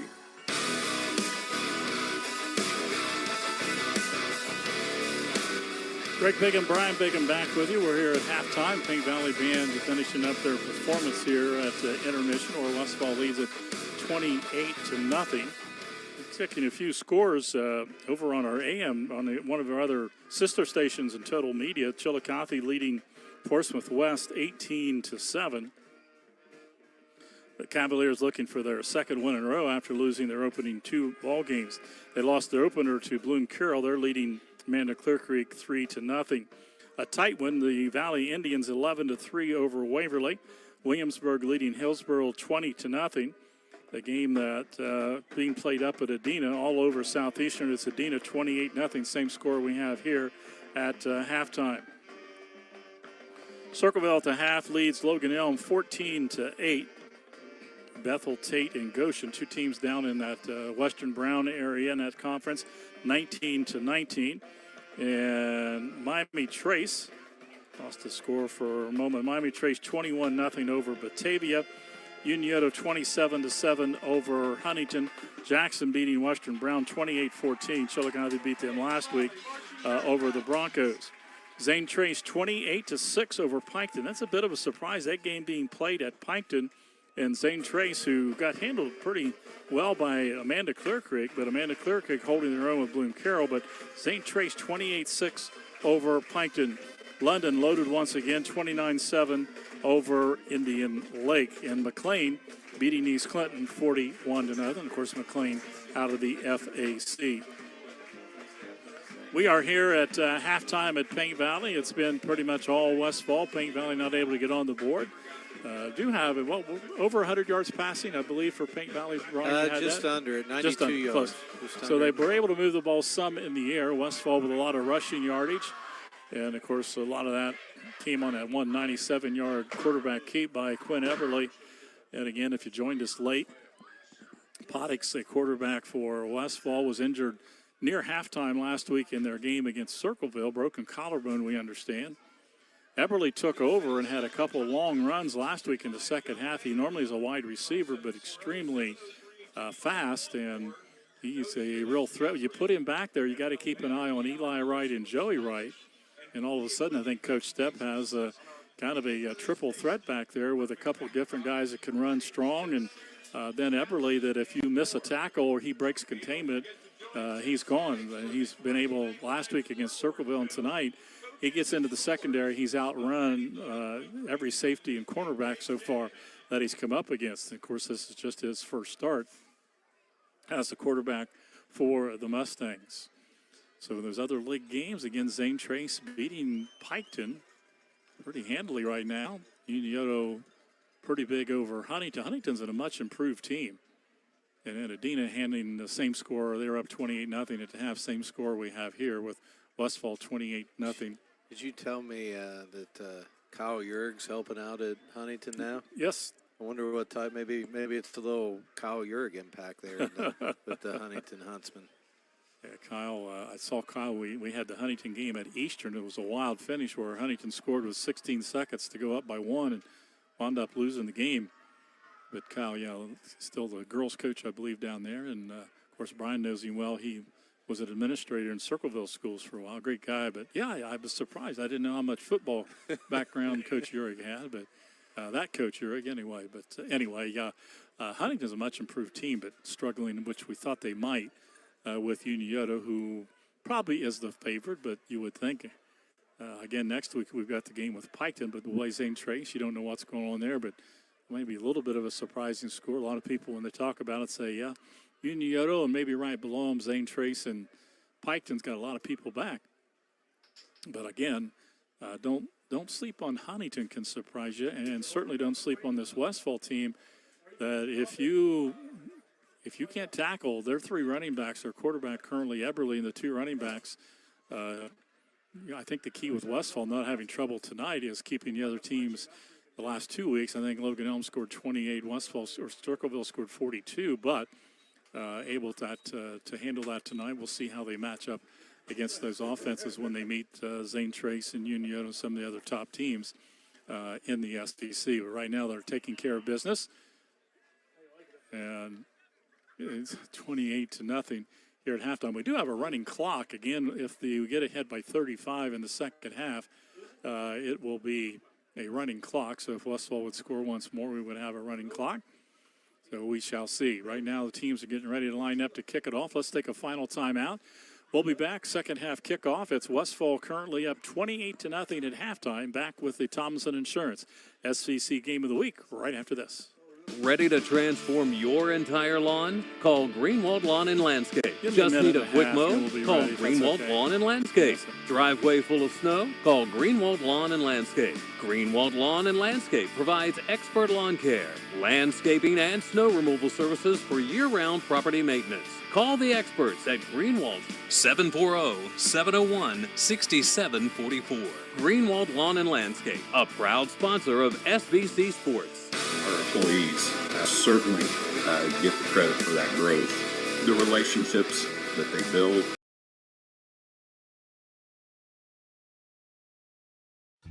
Oh, my mower won't start. I know what to do. Take it to Matheny's Small Engine Repair, located on Savageville School Road in between Jackson and Chillicothe. Matheny's is now an official Encore dealer with both new commercial and residential models on display. They'll get you up and mowing.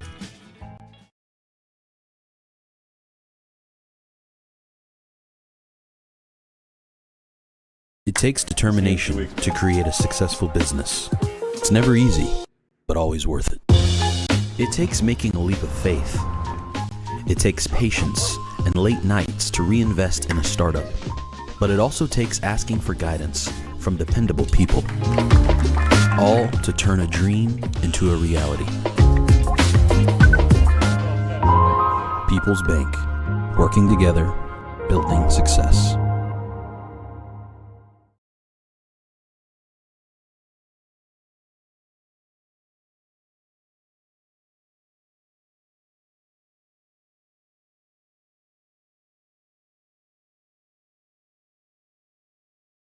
Ready to transform your entire lawn? Call Greenwald Lawn and Landscape. Just need a quick mow? Call Greenwald Lawn and Landscape. Driveway full of snow? Call Greenwald Lawn and Landscape. Greenwald Lawn and Landscape provides expert lawn care, landscaping, and snow removal services for year-round property maintenance. Call the experts at Greenwald, 740-701-6744. Greenwald Lawn and Landscape, a proud sponsor of SVC Sports. Hard for him to run like a double reverse. It takes too long. But they've gone with a quick passing game, the bubble screens, the quick passes to guy coming out of the backfield, trying to get somebody out on the corner.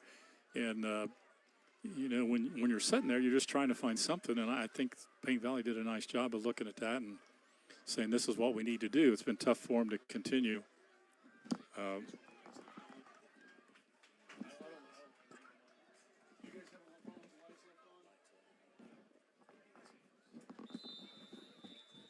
If we can just get it at the end, post game. We have it post games also. We can see We are set to go. Kickoff comes down to the Bearcats. Return out to the 25, down to the 27. And on the return, I believe, was Wagner.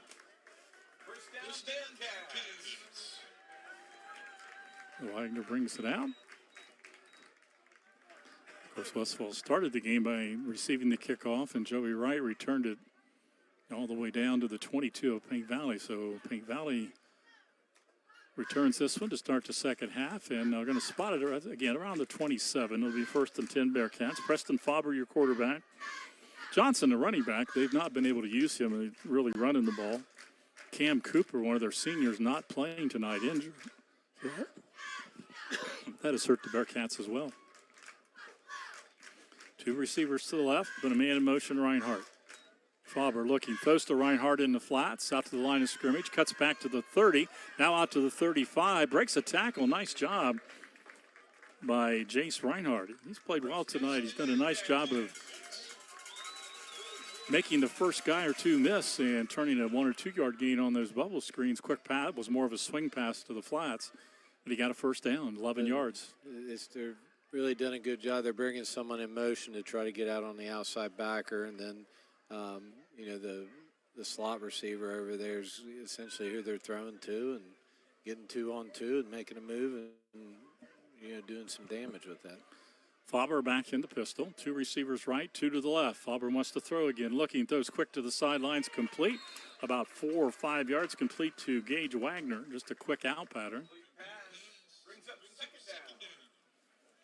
Pickup of 3 or 4 on that quick pass for the Bearcats. Just underway here in the second half. 28-zip Westfall on top. Bearcats would like to be able to drive downfield, get on the board.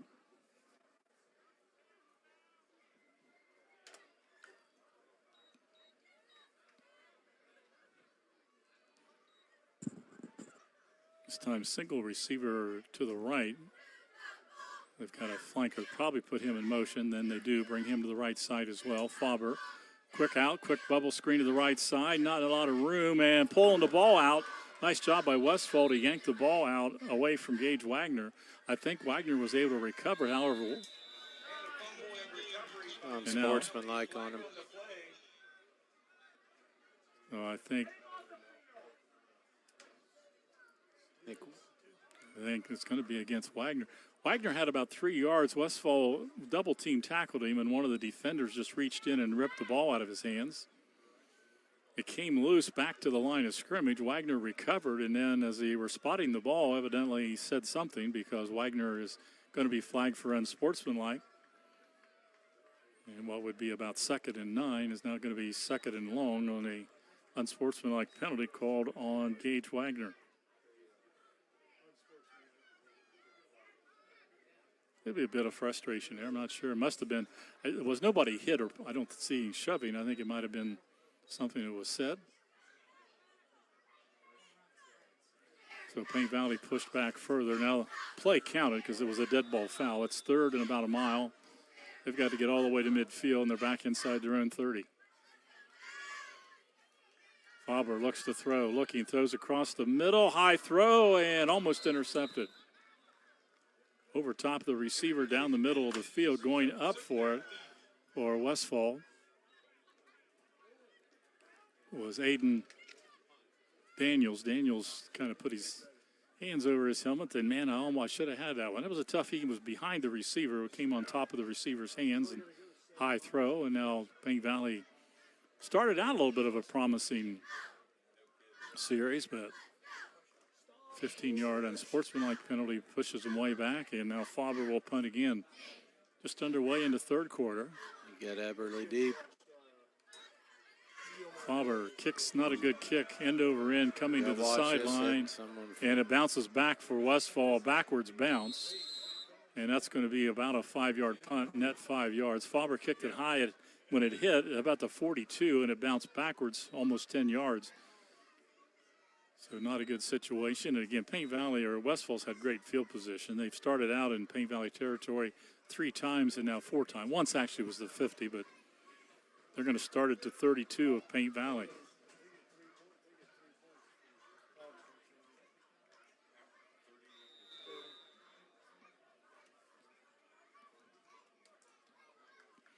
So Westfall, if they do score, I think we would have a running clock. Right now, Quinn Everly by himself in the backfield. He's got 3 receivers to the right, 2 to the left. He sends right in motion, throws to right in the flat. Right gets to the 30, 29. Good gang tackle by Paint Valley, and pretty short pickup. Good recovery by Paint Valley. Nice job over there. I believe that was Max Montgomery, who's just a freshman coming up to help make that tackle. Nice job. On a little swing pass to Joey Wright, picks up, we'll give him 3 or 4. 3 yards to the 29, 2nd and 7. 28 zip Westfall looking to score again after great field position after a punt of about 7 yards for Paint Valley. Now 2 backs back with Eberle. He will hand it off to Joey Wright, right side 30, spins at the 25, breaks the tackle, breaks 2 to the 10, right to the 5, and Joey Wright, I believe he stepped out of bounds. It's going to be his 3rd touchdown of the night. I'll tell you what, his jump cut to the right is quick. That's kind of his go-to. I mean, they've been running off tackle to the right side all night. He gets there, he does that little jump cut to the right, and has a quick little burst off of it. He's strong, and I haven't seen that much. I saw Eli for a full game last week. I think Joey is quicker than Eli. Now, Eli's certainly a strong runner, but that would have been Joey, I believe, his 3rd touchdown of the night. But they're at the 1. And Wright to give it to him again. He breaks a tackle. That jump cut, you're right, Brian. He got jump cut. Hole was plugged up. He jump cut to the outside, just inside the pylon. And Joey Wright with his 3rd touchdown of the night. Did not get to play last week. So he's got a 3-yard, a 1-yard, and a 20-yard touchdown run, and that should. I think he's just officially just under 100 yards in the game too. He's at 98 and 3 scores. The official making the signal up here to the press box for a running clock. Deskins will attempt the extra point. Kick is up, and the kick is good. Well, timeout on the field to set up the kickoff. Westfall continues. They lead at 35-0. You're listening to the Thomason Insurance SVC Game of the Week. Back with the Westfall kickoff after this. Looking for a job that works with your life? At Tomlinson Insurance, we've been protecting families, farms, and businesses since 1853. From auto, home, farm, life, or health, we tailor coverage that fits your world. With multiple carriers to meet your insurance needs. Real people, real service, local agents who can answer the phone and care when it matters most. Tomlinson Insurance. Let our history be your future. Call or stop by today.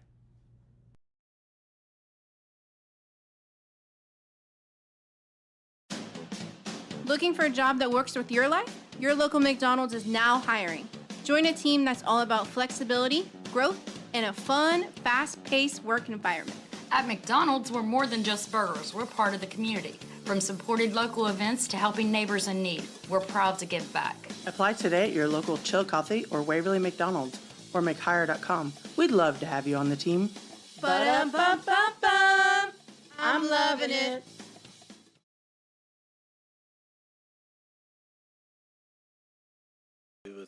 With the mouth, if I had to guess. Yeah, I think it's.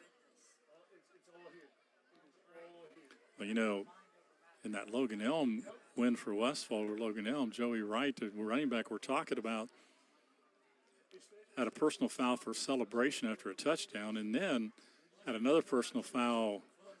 I don't want to say altercation, but there was something between he and a Logan Elm player. That was his second. He had to. That was 2 personal fouls. You're out of the game, and you missed the following week. So, Coach Stepp saying that Joey Wright was very upset about it. And Coach Stepp kind of defended, but also said he's a senior. He'll learn from it, but he's certainly come back with a vengeance tonight. 3 touchdowns. Kick on the ground, bounces down to the 42, down and up to the 45, trying to come all the way across field. Paint Valley back to the 50, a little bit of running room and into Westfall territory. Westfall had to kick that off from their own 25 after the personal foul. So Paint Valley would get pretty good field position. Westfall territory around the 47 or 48.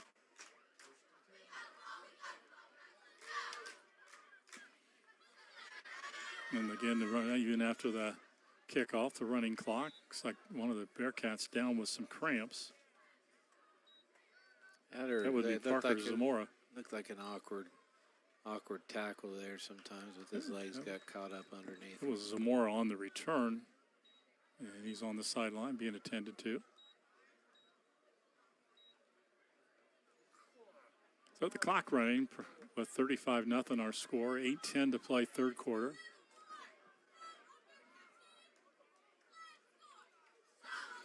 Paint Valley, most of the time they've been throwing the football. A lot of little swing passes, bubble screens, see what to do with Faber. Got good field position, wants to throw. Fakes, they want to go down deep. Now he's going to have to roll out. Going to be a holding call. High pass at the sideline. 2 black jerseys, 3 white jerseys for Westfall, and it's knocked out of bounds. And another holding call in the backfield against Paint Valley.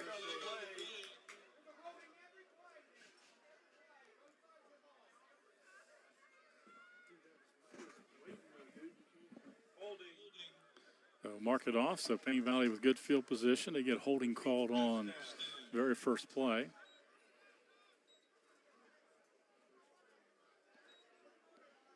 Faber did a nice job escaping the rush and then bellied out to the outside. Threw it into a crowd. It was knocked out of bounds.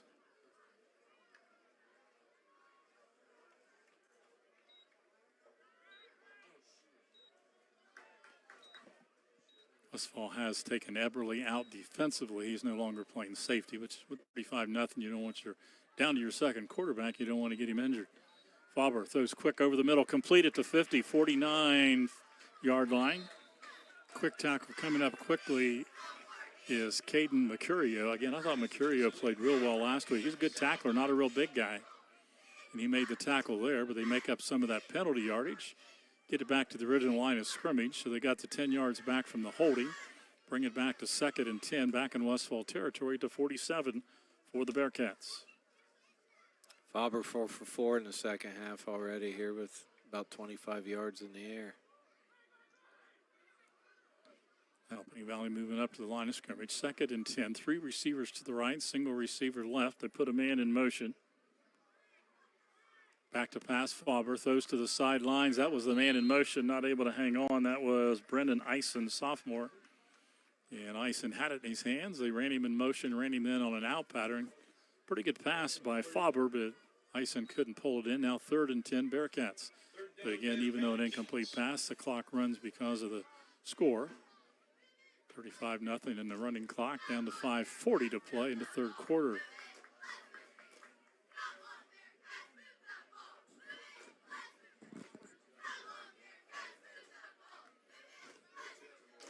From the 47, Paint Valley, they send Reinhardt. Reinhardt's had some nice catches and runs tonight. He's going to go to the slot left. They keep Johnson, the running back there with Faber, but he's mostly just tried to help block back there with this Westfall rush. 3rd and 10, Faber back. Here comes a blitz. A lot of guys, they throw a screen over the middle. 45, breaking to the outside, got running room to the 40. Falling near the first down marker, breaks 2 tackles and runs out of bounds, and now a late flag again. Perfect play call for that blitz. Westfall blitz, the perfect play with a screen. I believe, was that Reinhardt? Reinhardt had the football, I believe, but a late flag after he got the first down. I saw an offensive lineman. I think it was a screen, so I think the linemen were fine. I think you had something downfield on maybe one of the receivers. Blocking the back. Just one of the receivers, so that'll nullify the first down for the Bearcats. However, at 3rd down over again, the illegal block took place downfield about 12 yards, so the mark-off from the spot of the foul, it's going to bring up 3rd and 5, Westfall 42-yard line after all that. Oh, that's a nice job. As you said, great call by the Bearcats. Now they got Reinhardt slotted to the right. Looks like Wagner. Is that Wagner back in there, split to the right? Man in motion, 3 people to the right. Bad snap. Flag down.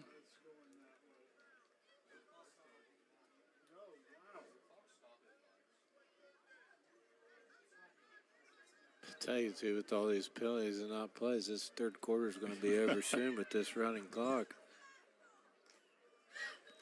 3rd and 10. Almost like everybody moved, but the center didn't snap the ball that time. There was a little bit of confusion.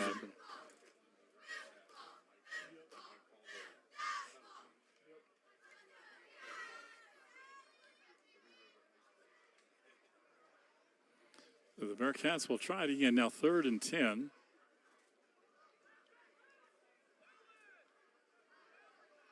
Westfall, Waylon Moore is one of your safeties now. Mercurio, we mentioned, still on this side at the corner. Back to pass. Faber fakes. Now he wants to go long. He's got pressure. Rolls to his right. Looking. Now looking. Now comes back the other way. Going to run to the 45. Gets loose at the 40. Faber down to the 35. Crosses the field to the 30. Taken down at the 29. What a scramble by Preston Faber. And he gets a first down on 3rd and 10. Nice job by Faber. All the way to the right. Then he broke containment. He cut it all the way back across the field. There was a lot of open space in the middle, and he got a first down.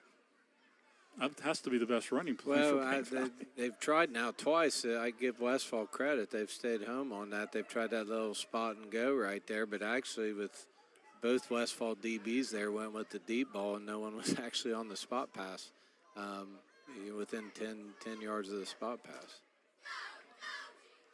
Clock down, coming up on 2 minutes to play 3rd quarter. Paint Valley trying to get on the scoreboard here. Down 35-0. Faber from the 29. Quick spot pass to the left side. Complete to the 25. Maybe to the 24. Quick completion to Wagner. Wagner's going to get about 5. Wagner's 5th reception in the game. I'm trying to look at the defensive line for the Mustangs. Oliver Osborne is in there defensively on the line. They still got Sparks in at one of the defensive spots. They still got Wright in at linebacker. So they don't have Eberly in. And I think they might have a couple people coming in and out on the defensive line. Pitch right side. They're going to run with it to the outside. 25 not running room now, puts his head down to the 22. Tackled by Eli Wright coming up from the secondary. Also coming up on the tackle is Caden Mercurio. That was Johnson on the head and got many carries tonight. No, that was just his 2nd carry of the night. Pickup of 2, 3rd and 3 Paint Valley. Clock down at a minute to play in the 3rd quarter. Westfall with the only score here of the quarter. Paint Valley went for it on the first possession in their own territory, didn't make it, and left Westfall with a short field on a 32-yard drive. And Joey Wright's 3rd touchdown of the night for the Mustang senior.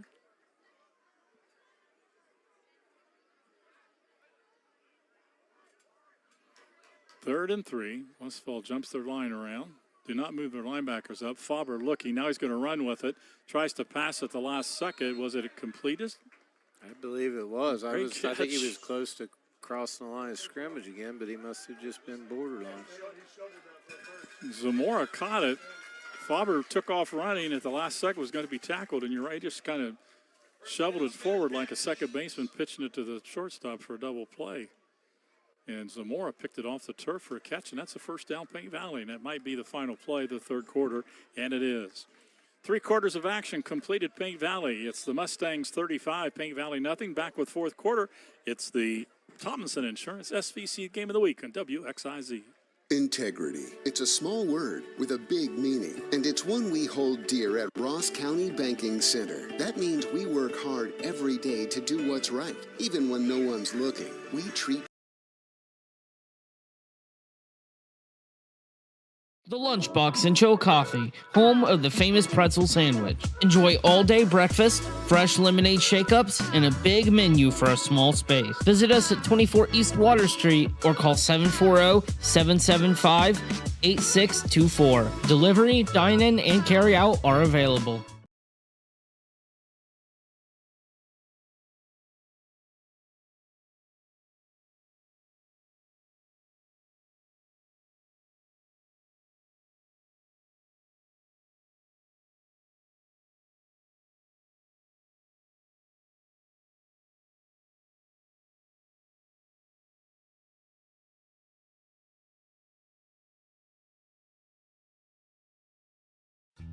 Oh, my mower won't start. I know what to do. Take it to Matheny's Small Engine Repair, located on Savageville School Road in between Jackson and Chillicothe.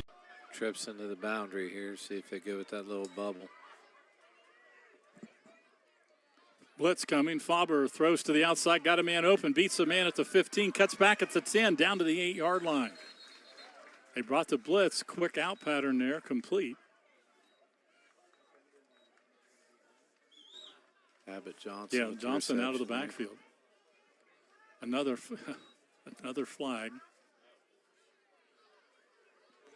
Penny Valley, just whenever they have a good play, it seems like a flag brings it back.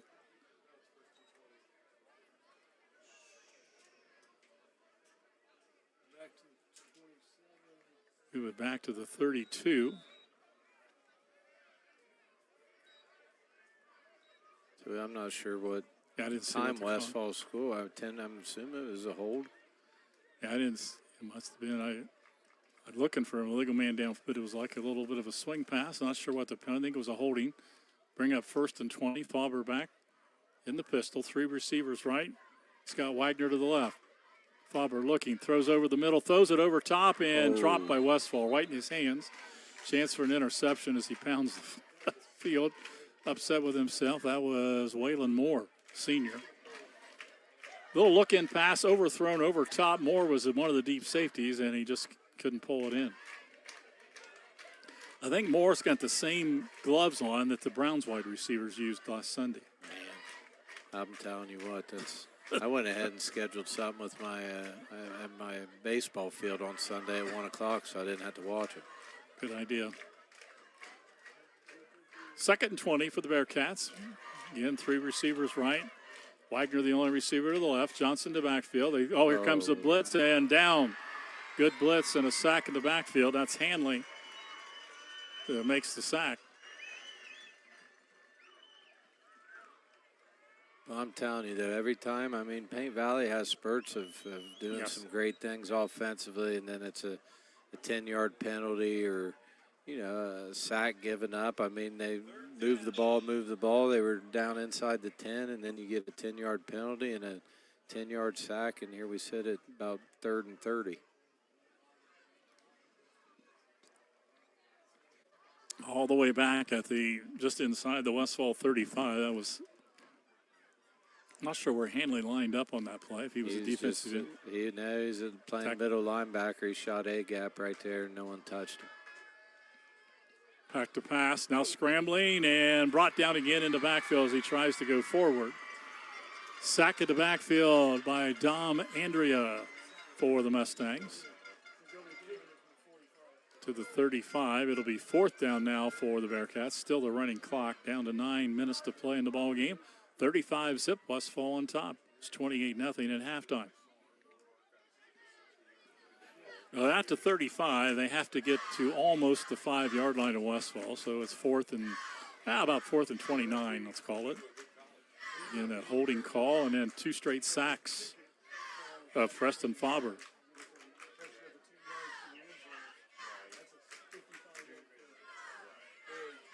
Westfall goes back to a little more of a prevent with 3 down linemen. They still brought linebackers at times. Faber takes the snap on 4th down, backs up, 3 people. They're going to throw a screen over the middle, complete to Reinhardt. Reinhardt, line of scrimmage, back to the 30, back to the outside 25, back to the outside on another good cut to the 20, down to the 15 to the 13. They don't get a first down, but again, a nice call and pretty good pickup on the screen. Sometimes, Brian, when your Westfall was in a prevent and you got 8 guys back there all spread out, when they're spread out, sometimes a screen, they're kind of all scrambling around. And that's not how they've been playing either. Yeah. You see that a lot in football. Teams get passive. Westfall's had success defensively, being aggressive, loading the box, getting after them. And, I'm actually semi-shocked, though, with the 3-man rush that the screen was that effective, but give Paint Valley credit for getting out there and blocking on the perimeter. Westfall will take it at their 13. So they had about 29 to go, and they got about, maybe 15 on the play, maybe a little more than that. About 20. Okay. You know, as we sit here and watch this Westfall running attack, you know, we were talking about some older teams and stuff like that. I was looking over Westfall's roster, and I saw that they do not have a 45 on their roster, which made me wonder if the great Gary Whitaker had the number 45 retired from back in the 90s there, one of Westfall's running backs for Coach Downing. I don't think so. Although Gary was a heck of a running back. Westfall went through a series of great running backs. And now I think Westfall called a timeout. They might be trying to put some different people in the game here, run the offense. And the timeout will stop the clock with, we were down under 7 minutes to play, still 35-0. Yeah, going back along, there was I'll forget first names, but back when I played, John Furness was a great running back, the late John Furness. I thought Johnny Long was as good a running back, played a little bit later in the years for Westfall. They had a great teams when Jerry Mowry was a quarterback, and they had Brad Rivers as a running back, and had a really reminded Eberle's about as fast as Jerry Mowry was back in his day, but a lot of great running backs. And I go back further. I'm pushing back further than more. Apologize to those in the years later than that. Carf and I were good. We were just real. You've been watching SVC Game of the Week, presented to you by Tomlinson Insurance.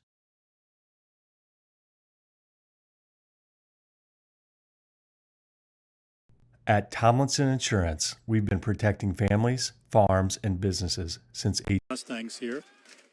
Aiden Daniels, who's been playing well defensively, he's going to go in as a sophomore and play quarterback. I think that was Vinny Gerlich. Yeah, Gerlich played a little bit last week. That's Gerlich or Gerlach. But again, back to the running clock, down to 6 minutes, 35-0 Westfall.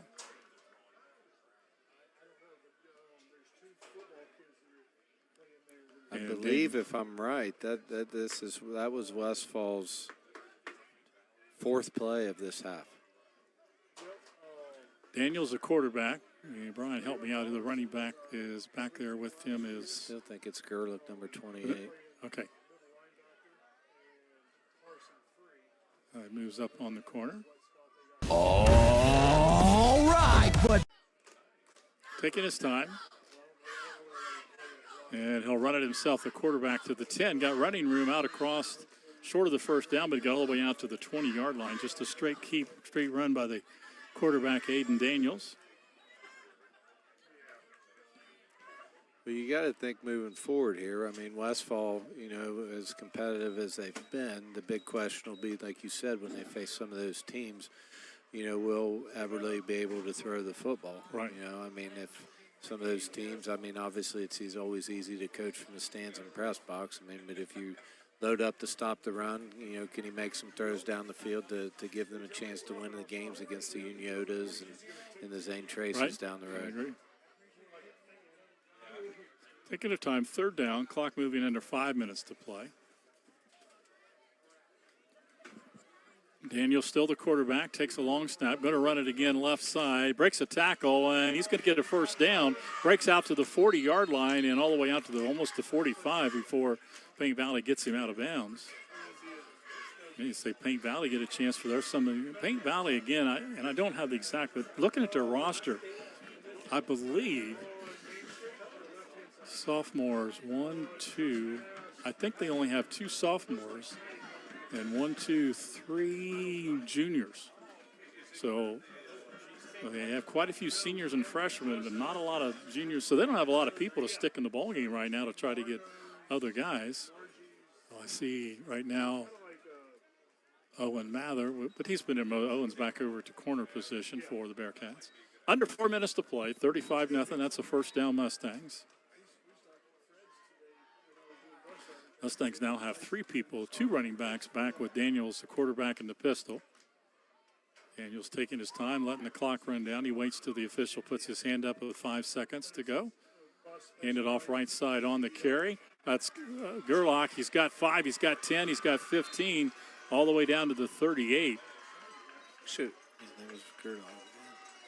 So hope I did that right. Gerlach is Gerlach, but nice carry there. He picks up about 20-plus yards on that carry.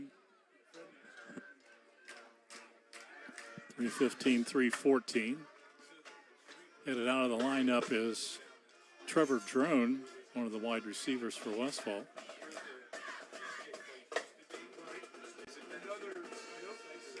Evan Gifford, a freshman, is up on the front line for Westfall, along with Brady Reedy, a sophomore for the Mustangs.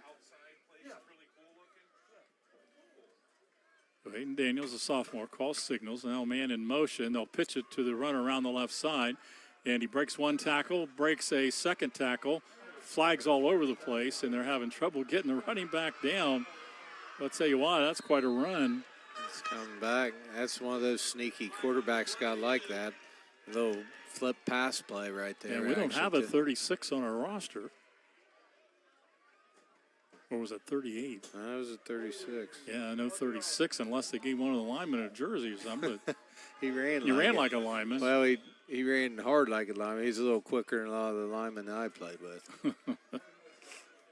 Apologize, but on the roster we have no 36 for Westfall. It's coming back anyway. He's got a hold. Yeah, the running back, number 36. He is built. Probably doesn't get to play much because you got right and right back there in normal situations. Under 2 minutes to play. It was a kind of a jet sweep, and the flanker coming back from the backside, catch it, got around the corner.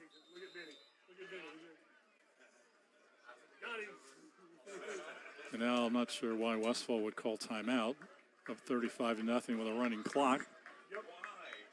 But they do call timeout. We'll keep it right here. Reminder, next week we will be at Unioto, second week of the SVC.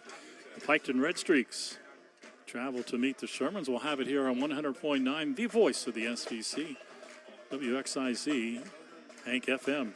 Our game tonight, thanks to our great sponsors, Tomlinson Insurance, your local McDonald's restaurants, Ross County Banking Center, Chillicothe Signs and Screen Printing, Greenwald Lawn and Landscape, The Lunchbox, Recreations, Kingston National Bank, and Monroe's Collision. Well, if we had his number, we could give our Monroe's Collision to the guy who just ran the football because he ran over 2 or 3 guys. But I don't have it. The number we can find out later.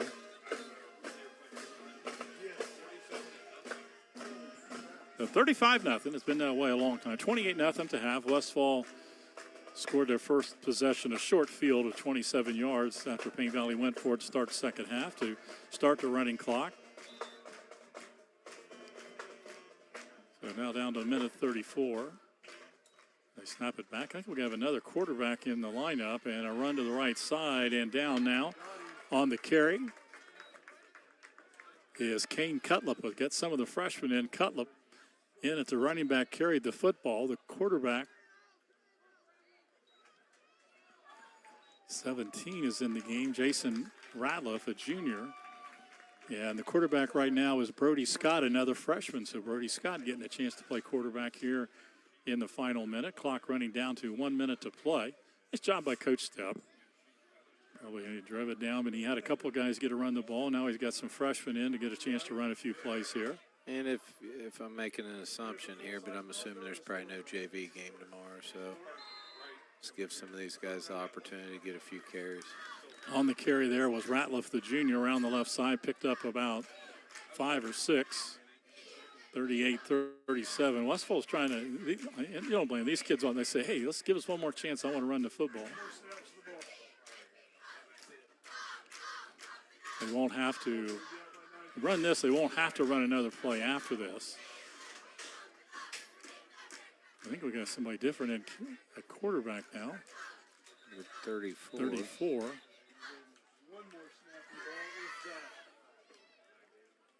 So that's Carl Ross, a freshman, who comes in to play the quarterback spot. But now he goes out of the game. Not sure what happened there. They don't need to run a play. Yeah, Westfall says, you know what, let's just not run a play. Clock's still running. 3, 2, 1, and that'll wrap it up. All Westfall tonight as they travel down from Pickaway County and get a big victory tonight over the Paint Valley Bearcats to start the SVC off 1-0. Mustangs 35, Bearcats 0. Back to wrap this one up after this timeout on the Tomlinson Insurance SVC Game of the Week. The stress and strain of a personal loss can burden the whole family. It's a time that calls for compassion. When we lost Mom, it was hard on everyone. We appreciated the extra care. For funeral arrangements that are a tribute to compassion, talk to us. We'll see to every detail and make it a family tribute. Boyer Funeral Home, located in Waverly and Piketon. Chillicothe Signs and Screen Printing creates amazing apparel for SVC schools, plus customized shirts for your company or event. They offer everything from apparel, banners, and window graphics to decals, signs, billboards, and custom magnets. For great prices, friendly service, and quality products, call or stop in to see what they can create for you. Chillicothe Signs and Screen Printing, 97 North Park Drive in Chillicothe. Call 740-663-7023. Looking for a hometown favorite? Stop by the Lunchbox in Chillicothe, home of the famous pretzel sandwich. From hearty all-day breakfast to a variety of wraps, subs, and paninis. At Tomlinson Insurance, we've been protecting families, farms, and businesses since 1853. From auto, home, farm, life, or health, we tailor coverage that fits your world. With multiple carriers to meet your insurance needs. Real people, real service, local agents who can answer the phone and care when it matters most. Tomlinson Insurance. Let our history be your future. Call or stop by today.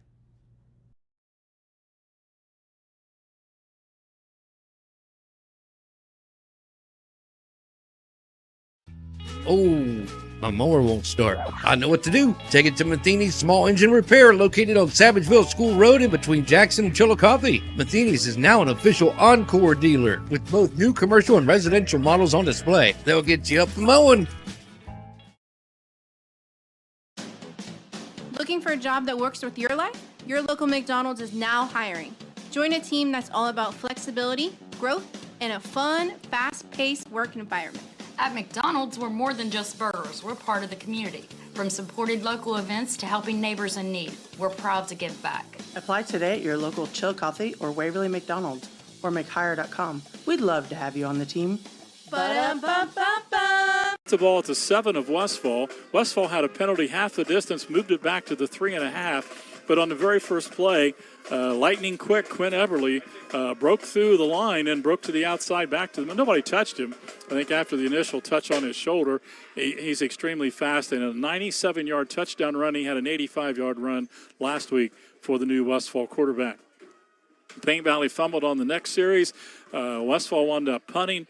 And eventually, Westfall, who had good field position all night, second quarter took over at midfield. That time it was Eli Wright, 3 yards out, made it 21-0.